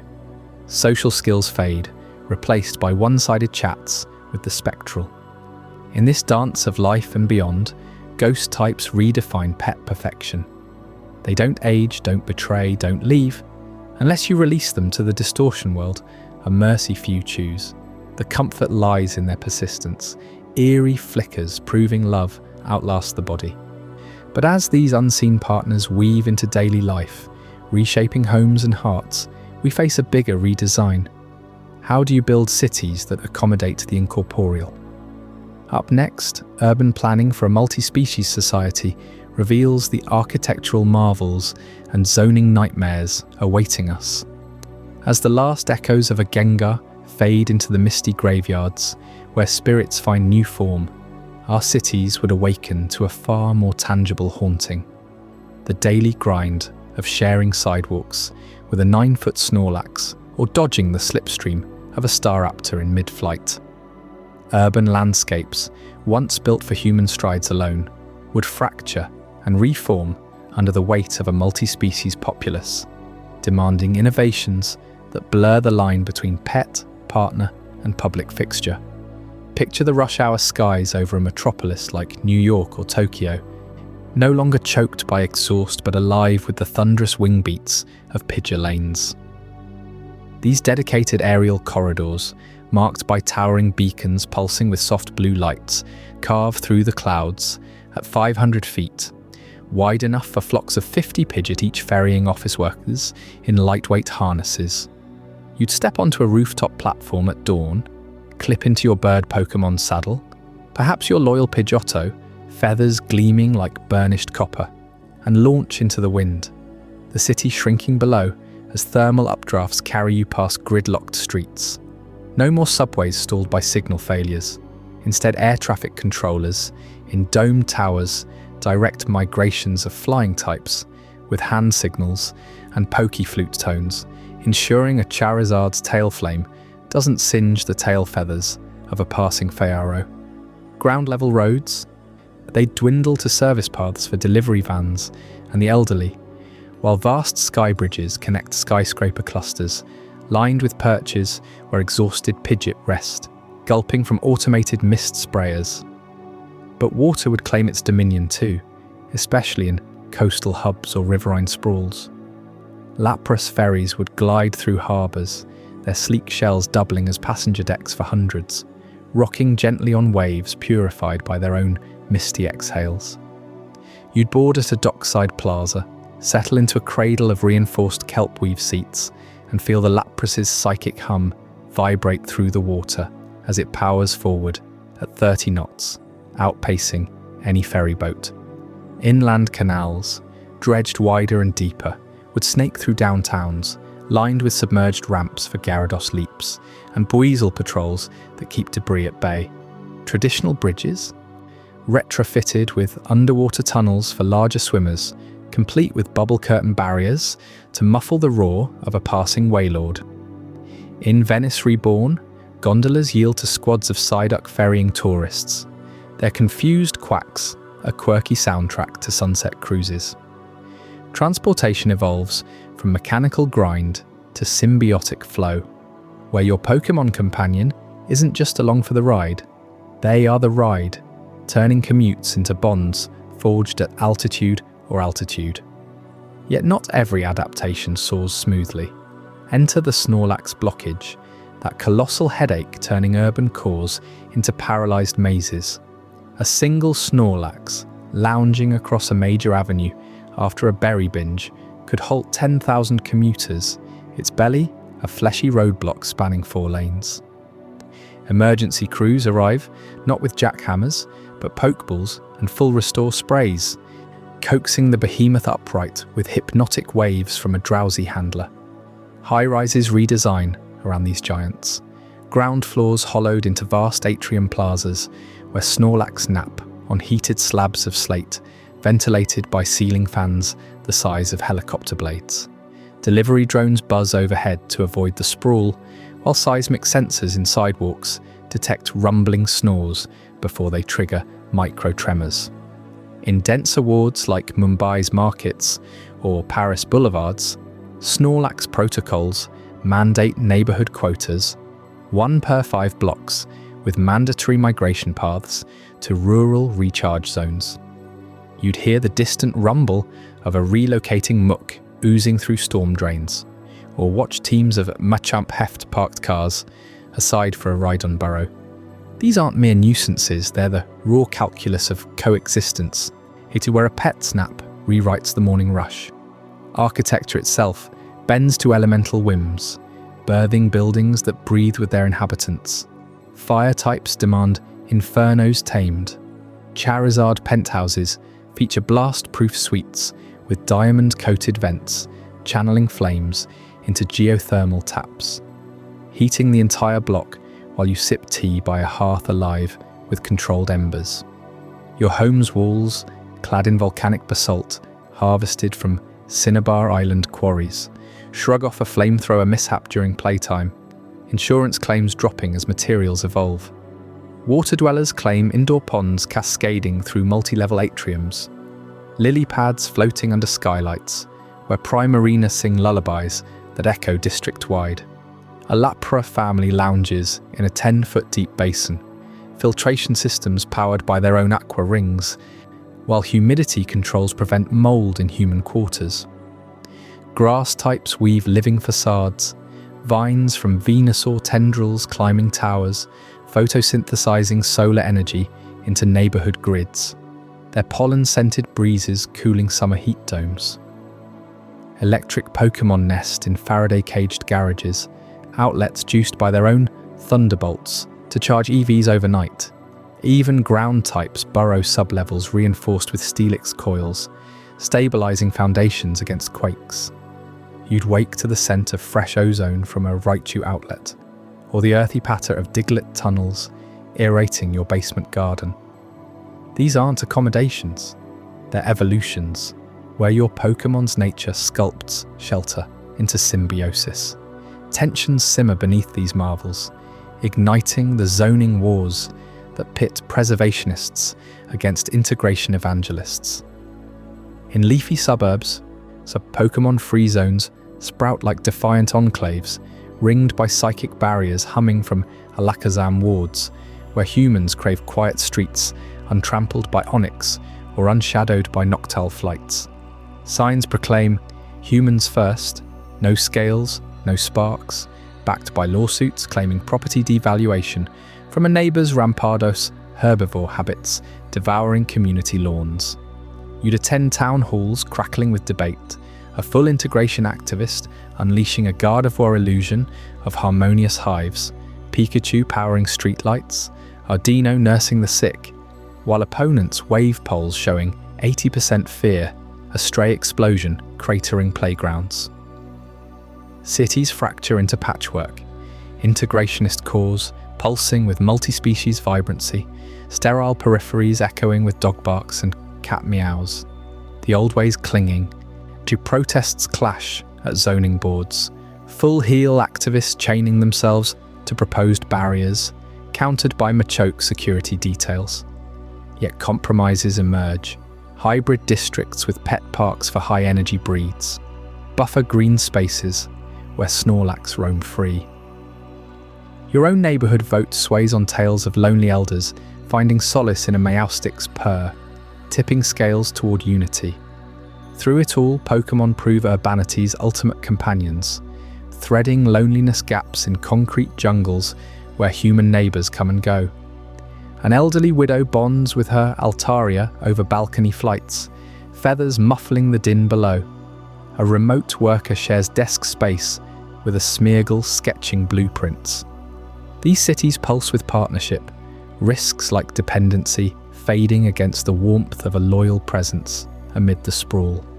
But as harmony takes root in our streets and spires, darker questions loom in the arenas where bonds are tested to breaking. Up next, the competitive soul. Sport or cruelty? I hope you're as amazed by this as I am. If you want to stay updated on more content like this, make sure to subscribe and join our community of curious minds. Trust me, what's coming next will challenge everything you thought you knew. But as our cities adapt to Pidgeot lanes slicing through the skyline and Lapras ferries gliding silently under bridges, those logistical headaches like a Snorlax sprawled across a highway don't just vanish with clever zoning. They spark something primal. Trainers step forward, Pokeball in hand, eyes locked on their partner. Is this the moment of collaboration, or the first crack in our multi-species harmony.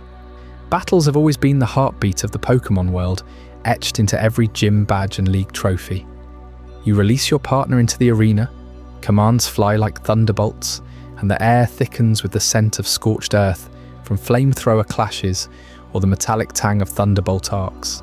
But peel back the spectacle, and you're left staring at the core question. Is this mutual growth, a dance where both human and Pokémon sharpen their edges together? Or is it glorified cockfighting, forcing creatures to brawl for our entertainment? Consider the raw instinct. Pokémon aren't blank slates, they're wired for it.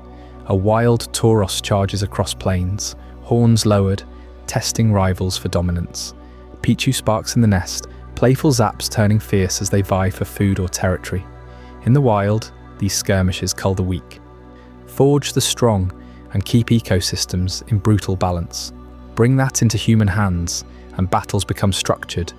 Rules cap damage. Healers like Chansey stand ready with eggs pulsing soft light, restoring vitality in seconds. Your Pikachu doesn't limp home broken. It bounds back stronger, evolutions triggered by the thrill of victory, bonds deepened by shared triumphs. I've seen it in the lore. Ash's Charizard, once defiant, roaring in sync after battles that tested its fire against the world's tempests. Its growth, you feel it, a symphony of trust where your calm voice reigns in a rampaging beast, turning chaos into precision. Yet the shadows creep in. Critics whisper of exploitation, pointing to the underground circuits where shady breeders pit unevolved Pokémon against each other for bets. No ref to call faint. Bloodied fur, your whimpers echoing in dim warehouses, eyes glazed from forced fights. Even in official leagues, the grind wears thin.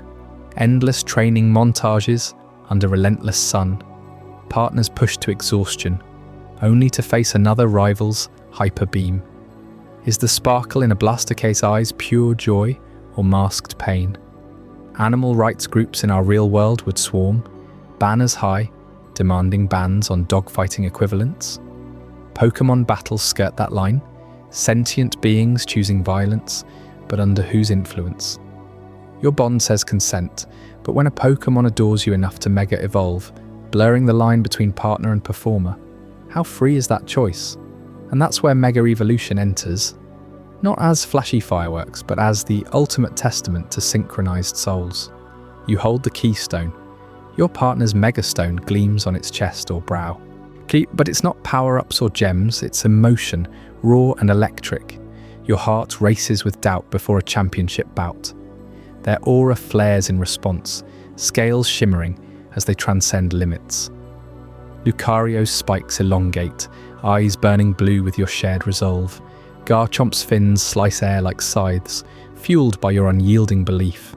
In those transcendent moments, physical barriers shatter, strength triples, speed blurs into afterimages, because your fears, your triumphs, pulse through an invisible tether. It's intimacy forged in fire, human frailty amplifying Pokémon potential.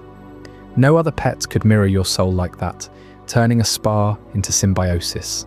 This intensity births alternatives, rising like a tide against battle's bloodlust. Enter contests and Pokathlon, the non-combat spectacles reimagining competition as art and athletics. Picture stadiums alive not with explosions, but applause for a Gardevoir's psychic ballet, ribbons of light weaving through mist-shrouded stages. Judges scoring elegance over endurance, or the Pokathlon fields, vast as Olympic villages, where teams of Pokémon hurdle flaming rings on Rapidash backs, sprint in synchronized herds, dodge precision balls in goal-scoring frenzy. No fainting, no type disadvantages, just pure athleticism, laughter rippling as a Snorlax waddles to victory in strength events, belly quaking the earth. These become the new Olympics in a Pokémon world, broadcast globally, drawing billions. Cities host annual Pokathlon Cups, Pidgeot ferries ferrying athletes from afar, turning rivals into revelers sharing berries post-event. It's sport purified, celebrating the body and spirit without the sting of defeat's pain. Still, yet darkness festers beneath the glamour. Black markets thrive in alleyways behind stadiums, dealers hawking performance-enhancing berries, twisted hybrids of salak and lychee, force-fed to spike speed or attack beyond natural peaks. Your innocent Eevee, bred for contests, swells with unnatural bulk, veins throbbing purple under fur, collapsing mid-performance from organ strain. Whispers of underground labs circulate, breeders crossbreeding ditto with rare specimens for perfect competitors, chaining ethics to genetics. Is selective breeding stewardship or cruelty? Pumped up legendaries smuggled for elite battles, their roars muffled in transit crates. Leagues crack down with aura-scanning tech. But the allure tempts: win the championship, secure sponsorships, elevate your partner to stardom. Yet autopsies reveal hearts twice normal size. I burst from berry overloads.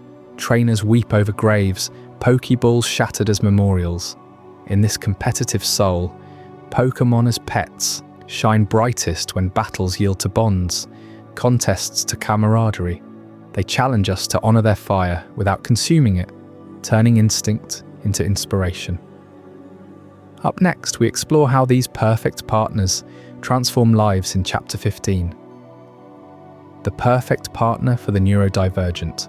Could a Pokemon's unwavering empathy unlock worlds for those who navigate reality differently? That profound synchronization we just explored in Mega Evolution, where a trainer's emotions and a Pokemon's raw power fuse into something unbreakable, reveals a hidden truth about bonds that transcend the arena. For the neurodivergent mind, especially those on the autism spectrum, this isn't spectacle, it's salvation. Pokémon offer a rigid framework of types and moves, a crystalline logic that cuts through the chaos of human unpredictability like a blade through fog. Consider the type chart itself, that immutable wheel of strengths, weaknesses, and immunities etched into every Pokémon's essence. Fire beats grass, water douses fire, electric shocks. Water, predictable, unyielding rules that never shift, no matter the storm raging outside. For someone whose world is a barrage of sensory overload, where social cues twist like smoke and conversations fracture into noise, this system becomes a lifeline. You memorize it once, and it holds forever. No hidden agendas, no sarcasm to decode, no faces to read, just pure tactical clarity. A child with autism, overwhelmed by the fluorescent buzz of a classroom or the cacophony of recess, retreats to their Pokédex, tracing the lines with a finger, whispering matchups under their breath. Suddenly the world makes sense. Flareon resists water but crumbles to rock. Safe, knowable parameters where human friendships often betray with a single misunderstood glance. And those moves, finite arsenals, each with defined power, accuracy and effect, catalogued in your mind like sacred texts. Hyper beam charges for one turn, unleashes devastation the next, then demands recoil rest, cause and effect in perfect harmony. No ambiguity. In a reality where executive function falters, where planning a grocery trip feels like navigating a labyrinth, Pokémon battles enforce structure. You select your team, anticipate counters, execute without deviation. Victory emerges from logic alone, not charisma or small talk. You therapists in this Pokémon-filled world would prescribe it like medicine. Pair a rigid thinker with a steel type like Lucario, whose aura-sensing mirrors their hyper-focus, turning meltdowns into calculated strategies. The anxiety of the unknown dissolves when every encounter follows the same 18 types, 900 moves. Your personal fortress of certainty. But Pokémon do more than organize the mind. They anchor the senses in a world that assaults them. Imagine the texture of a Wooloo's fleece, soft and consistent. No startling sheddings or mood swings like a cat's sudden hiss. Its rhythmic bleats, steady as a metronome, drown out the city's relentless honks and chatter. For the autistic sensory seeker or avoider, these creatures become living filters. A Milcery floats beside you. It's emitting a vanilla-sweet haze that calms the itch of clothing tags, or the burn of overhead lights. You press your cheek to its creamy form, and the overload recedes. Sweetness without stickiness, presence without demand. In crowded malls or thundering subways, your partner Pokémon becomes the eye of the hurricane. A Garchomp's armoured scales ground you with their cool, unyielding weight. Vibrations from its fins sinking to your heartbeat, pulling you back from shutdown. No judgments, no exhaustion from masking, just mutual attunement, a sensory symphony where the Pokémon's elemental nature matches your neurology. Fire types for those who crave warmth against emotional chills. Ground types for the ones rooted in tactile earth to fend off vertigo. This anchoring evolves into something even more intimate with psychic types. The telepathic bridge for those who navigate a non-verbal existence. Words fail, eye contact pierces like needles, but a Ralt senses your intent before it forms. Its horn glows softly, projecting emotions as colours in your mind. Blue calm, red frustration, green curiosity. No need to force sentences. You think hunger, and it fetches berries with a nod. For selective mutes or those lost in alexithymia, where feelings hide unnamed, this bond bypasses the flesh. Gardevoir elevates it, weaving thoughts into shared visions. You're overwhelmed in a storm, visualized as a tempest. She gently parts, revealing safe harbours. In therapy sessions reimagined, a non-speaking adult links with an Alakazam, its spoons channeling executive prompts. Next step, fold laundry. Cash delivered as a warm pulse, not barked orders. Communication flows bi-directional. The Pokémon learns your patterns, anticipates shutdowns, even shares its own quiet wisdom from 1,000 battles. Barriers crumble, not through forced speech, but psychic resonance, turning isolation into unity. Real lives transform through these sync pairings, where human and Pokémon merge into a singular, functional unit. Take stories whispered in support groups. A young woman with severe sensory processing disorder, adrift in a sea of fluorescent agony, pairs with the Indeedee. The psychic normal duo attunes perfectly. Its orderly psychic waves regulate her cortisol spikes, while she charts its move rotations with spreadsheet precision. Together, they navigate job interviews. She whispers strategies, it projects calm auras to disarm interviewers. Bills get paid on time, meals cooked without overwhelm. The pair operates as one organism, her logic fueling its power, its stability her scaffold. Or consider the teenager whose meltdowns shattered family dinners, now synced with a Reuniclus, levitating cells, multiplying focus, telekinesis handling utensils so hands stay calm. Parents watch in awe as tantrums fade. The boy thrives, his rigid routines amplified by the Pokémon's gelatinous empathy. Elder tales echo this magic.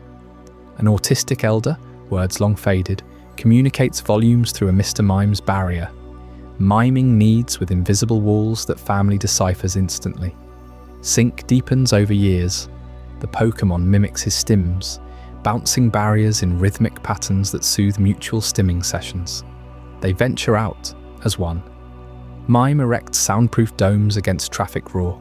A elder directs barrier shapes for spatial puzzles. Functionality soars, grocery lists visualized in bubbles, emotions pantomimed without exhaustion. These pairings don't just compensate, they amplify, turning neurodivergent traits into superpowers. The hyper-focus that once fixated on irrelevancies now dissects type advantages for real-world gains, like using a Metagross to analyze traffic patterns for safe commutes. Yet this perfection carries whispers of caution.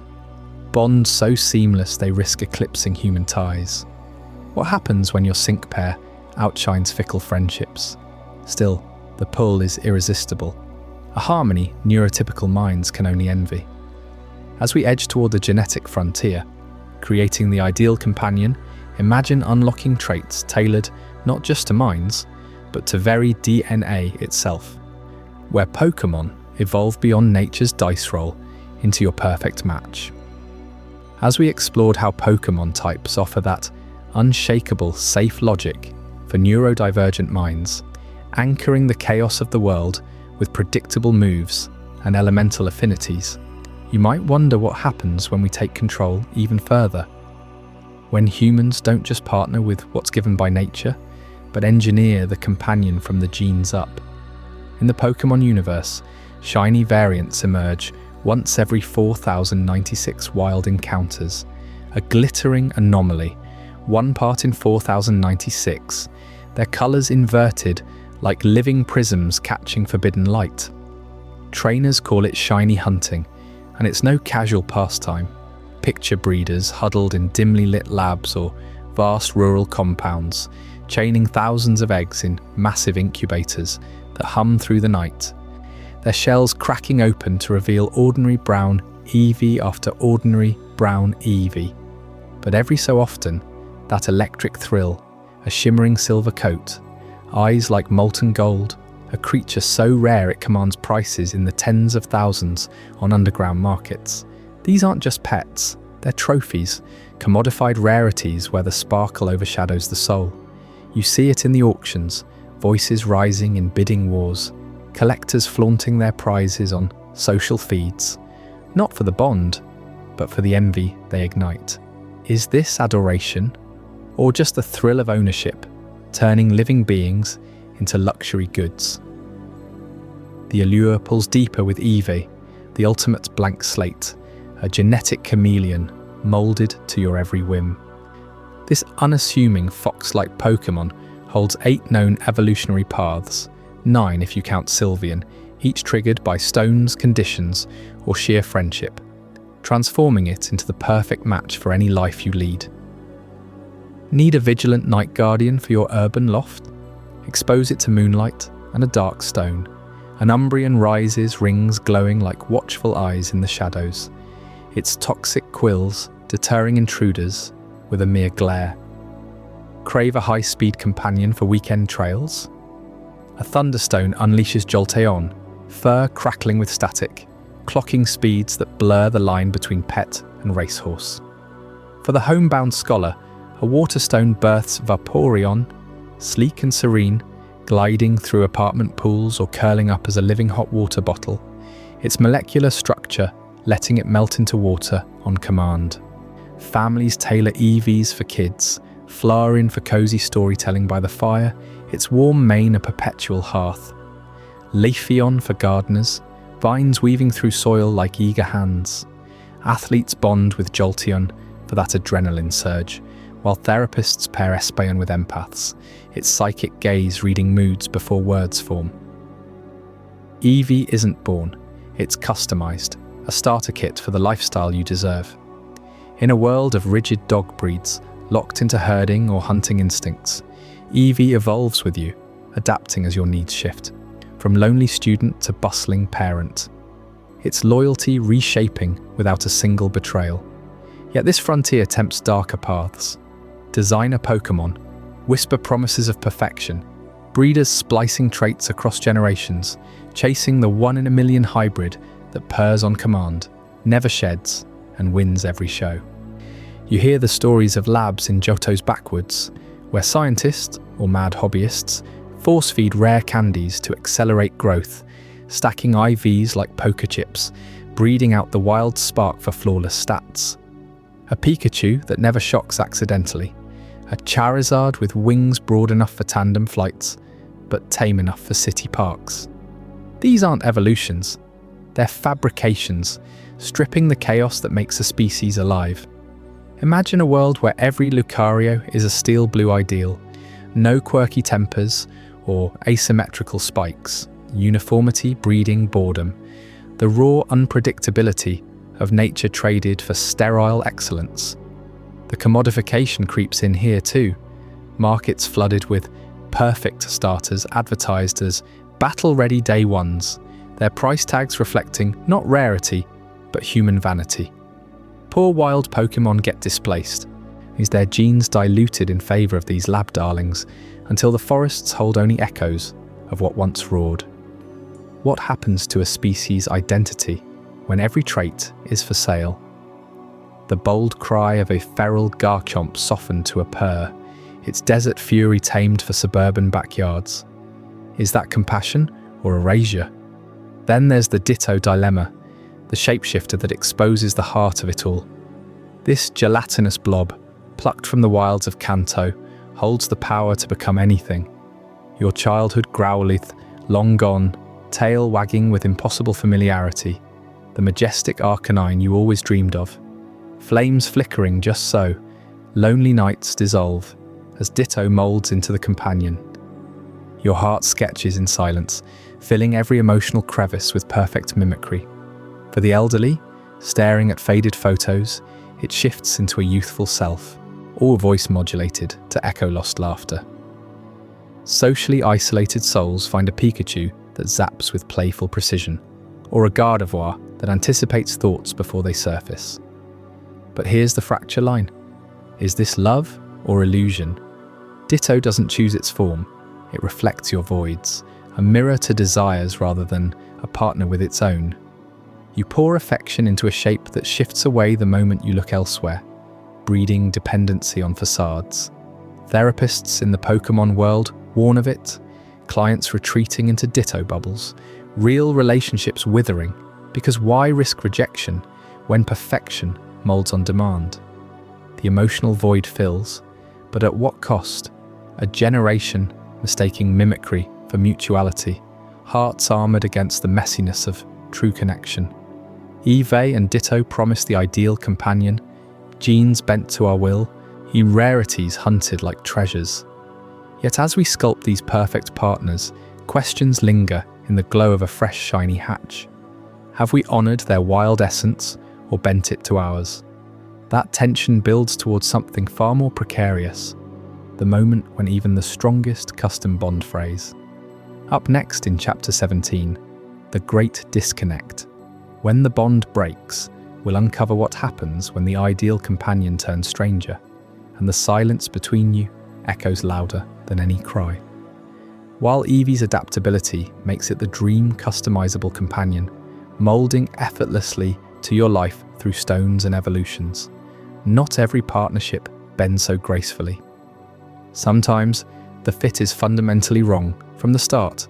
A firebrand trainer paired with a Pokémon whose watery essence recoils at the slightest spark. This is the tragedy of type incompatibility, the silent killer of bonds that seemed promising on paper. Picture a young trainer, eyes alight with ambition, choosing a Vaporeon for its sleek grace and tidal power. They train side by side in coastal gyms, but the disconnect festers. The Vaporeon's moves fizzle against the trainer's preferred fiery foes, not from lack of effort, but because their core natures clash like steam against flame. The Pokémon senses the frustration in every hurled Pokéball, every barked command that ignores its fluid instincts. Over time, battles turn joyless. The Vaporeon slinks away during spars, eyes dimming with unspoken resentment.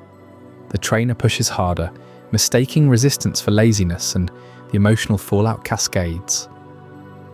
Trust erodes into mutual withdrawal. The human feels betrayed by a disloyal pet, while the Pokémon internalizes rejection, its once vibrant scales dulling under stress. Studies from the Pokémon Behavioral Institute in Kanto reveal that over 60% of abandoned Pokémon in shelters show scars from these mismatches, their attack patterns forever altered by the pain of unloved potential. You can hear it in the wild packs now, those rogue Pokémon roaming outskirts with haunted gazes, forever wary of human scent. The bond doesn't just weaken, it fractures the soul. Trainers walk away hollow, convinced Pokémon are fickle, while the creature wanders, its loyalty starved into suspicion. And yet, this is merely the prelude to deeper sorrows, when death itself severs the tie. What becomes of a Pokémon when its trainer passes?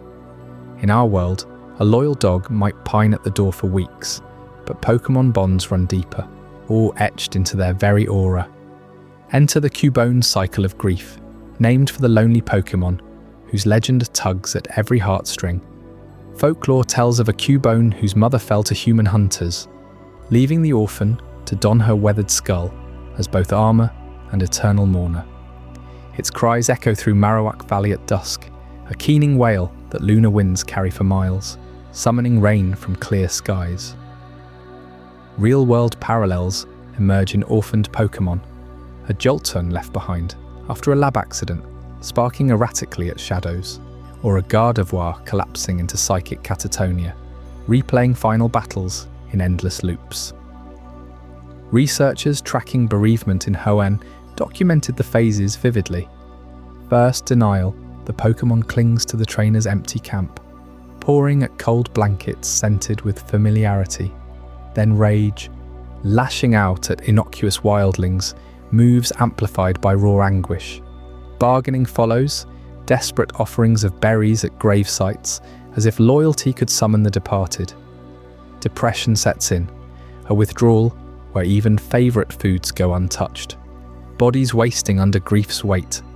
Finally, some accept, forging new pacts, but others spiral into the lonely state, like Cubone, solitary wanderers whose evolutions stall forever. Imagine your perfect companion, the one who anticipated your moods better than any spouse, reduced to this, a spectral figure under moonlit skulls, baying for a voice long silenced. These losses prompt the release ceremony, a ritual both revered and reviled, whispered in trainer circles as the ultimate act of love. Picture it, a sun-dappled lakeside at dawn, the trainer kneeling before their lifetime partner, a Blastoise weathered by decades of shared adventures. With trembling hands, they withdraw the Pokéball, pressing it into the sand. "Go free," they murmur, tears tracing paths through dust-caked cheeks. The Pokémon hesitates, eyes searching for reversal, then turns toward the wild, tail dragging like an anchor. Proponents call it mercy, releasing a creature from human constraints, back to primal freedoms where it hunts with kin, unbound by battles or balls. Data from Sinnoh's wild reintegration centres shows released Pokémon thriving in 90% of cases, populations booming in reserves. But detractors see devastation, abandonment masked as nobility. That Blastoise doesn't vanish into bliss, it paces borderlines for months, bellowing challenges to intruders, its shell cracked from self-inflicted blows. The ceremony severs not just captivity, but identity. The Pokémon's moveset, honed for human synergy, clashes with feral survival. Veterans speak of release ghosts, spectral apparitions haunting old trainers, perhaps echoes of Gengar kin born from unresolved longing. Is it love to let go, or cruelty to erase the life you built together? The debate rages in late-night forums, where ex-trainers confess insomnia, haunted by distant roars that sound like accusations. This unravelling escalates in feral reversion, the chilling fate awaiting Pokémon steeped too long in human society. Envision a city-bred Pikachu, spoiled by electric outlets and canned Poké-Chow, suddenly orphaned or released amid urban sprawl. Without the bond's anchor, its behaviours regress. It's the cheeks that once sparked joyfully at a pat now discharge wildly at pigeons, drawing crowds and tasers. Over weeks, human-taught tricks fade. Sit, stay, thunderbolt on command, replaced by scavenging snarls and territorial arcs. Pallet Town field notes describe herds of once domesticated Tauros stampeding through alleys. Horns lowered not in play, but primal fury. The process is biological heartbreak. Neural pathways fuse through years of shared adrenaline, atrophy without reinforcement. A Luxray from a wealthy saffron household, pampered with silk beds, reverts to stalking shadows in alleys, eyes glowing with forgotten trust. Institutes warn of dependency syndrome, where over-socialized Pokémon lose wild survival edges entirely, unable to forage, mate, or evade predators. We've seen it in outbreaks, packs of Persian prowling Viridian, fur-matted, hissing at former allies. The reversion isn't mere forgetfulness, it's erasure. The Pokemon's essence fracturing back to base instincts, leaving a hollow shell yearning for the human touch it can no longer comprehend. These disconnects remind us that even the perfect pet carries peril, bonds as fragile as they are profound. Yet from these fractures, glimmers of resilience emerge, hinting at a grander harmony. Up next, Chapter 18, the final synthesis, a new era for humanity, where we weave every thread, joys, risks and rifts, into a vision that could redefine companionship forever. What unbreakable alliance awaits us there? Even as Cubone wanders those misty highlands, skull helmet cracked from endless mourning, clutching the bone of a mother lost too soon, that raw ache underscores something profound. Bonds this deep don't shatter without reshaping everything they touch. They demand we confront the shadows. Yes, the incompatibilities that fracture partnerships. The quiet atrophy of human skills when a Pikachu spark becomes your sole conversation. But peel back those layers, and the scale tips decisively. Pokémon as pets wouldn't just fill homes, they'd eclipse every companion we've ever known. Risks be damned, because the rewards pulse with a vitality that heals more than it harms. Consider the ledger we've tallied across these shadowed paths. Dogs offer loyalty, cats independence, but Pokémon? They mirror your soul's rhythm. A neurodivergent mind finds solace in the crystalline logic of types. Fire's blaze never wavers. Water's flow adapts without judgment, anchoring you through sensory storms where human words falter. The elderly, adrift in silence, gain not a nurse but a Mimikyu, its ragged cloth a veil for insecurities we all share, begging only to be seen, to be loved, transforming isolation into shared secrets, whispered under porch lights. Cities pulse anew, with Lapra's gliding harbours, Pidgeot's soaring commutes, even Snorlax's bulk rerouting traffic into communal pauses. Battles forge not cruelty, but evolution. Megaforms blooming from synchronized heartbeats, trainer and partner shattering limits together.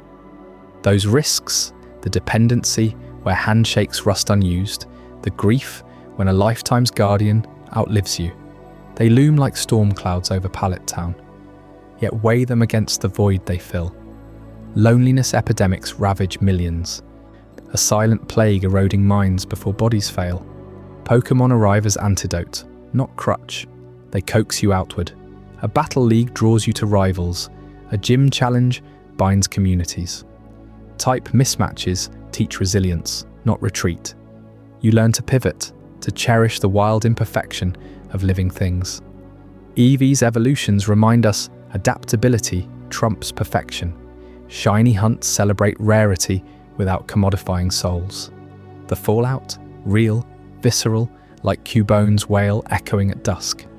But in human-pet bonds today, we already navigate loss. Farewell scratches on a collar, empty leashes swaying in wind. Pokémon amplify the joy tenfold first, their elemental essences weaving into your days with sparks, vines, psychic hums that no mortal animal matches.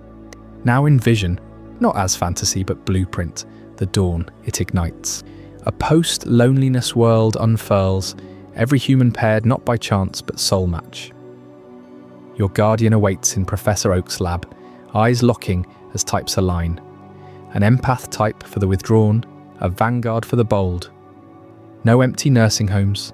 Gran shares tales with a Jigglypuff crooning lullabies that mend forgotten memories. Children spar with starters, learning empathy through a Charmander's flicker of trust.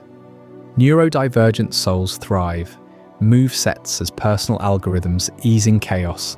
Society evolves, multi-species harmony, where Onyx tunnel subways, Alakazam consult on quantum riddles. Wars fade, why clash when bonds transcend borders? Pokémon don't supplant humanity, they elevate it, guardians urging us toward fuller selves. This Pokémon spirit, that electric undercurrent of unwavering devotion, stands as humanity's mirror and mentor. From Mimikyu's desperate disguise to Cubone's eternal vigil, they embody yearnings we bury.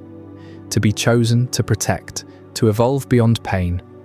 Battles aren't savagery, They're dialogues of growth, teaching us consent in every command, synergy in every clash, mega evolutions, pure poetry of partnership, emotions cresting into power. Our flaws reflected, greed in poachers, cruelty in mismatched fights, but also our heights, trainers like Ash, hearts boundless, turning rivals to family. Adopt that spirit now, and empathy surges. Listen deeper to the overlooked, customize care like an Eve stone, grieve openly as Cubone howls. Pokémon lore isn't escapism, it's evolutionary nudge. Here's the quiet thunder. We don't need Pokeballs materializing in our palms to claim this era. The lessons burn bright already, etched in every episode, every game cartridge worn smooth.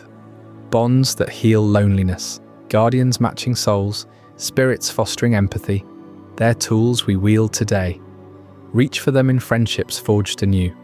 Communities reimagined, selves evolved. Humanity stands at the lab door, starter chosen. Step forward, and the new age begins not with a cry, but your own quiet resolve. What did you think of this journey? I'd love to hear your thoughts in the comments below. If this changed your perspective or taught you something new, consider subscribing for more mind-expanding content. And if you know someone who would find this as fascinating as you did, share it with them. These are the kind of conversations that matter.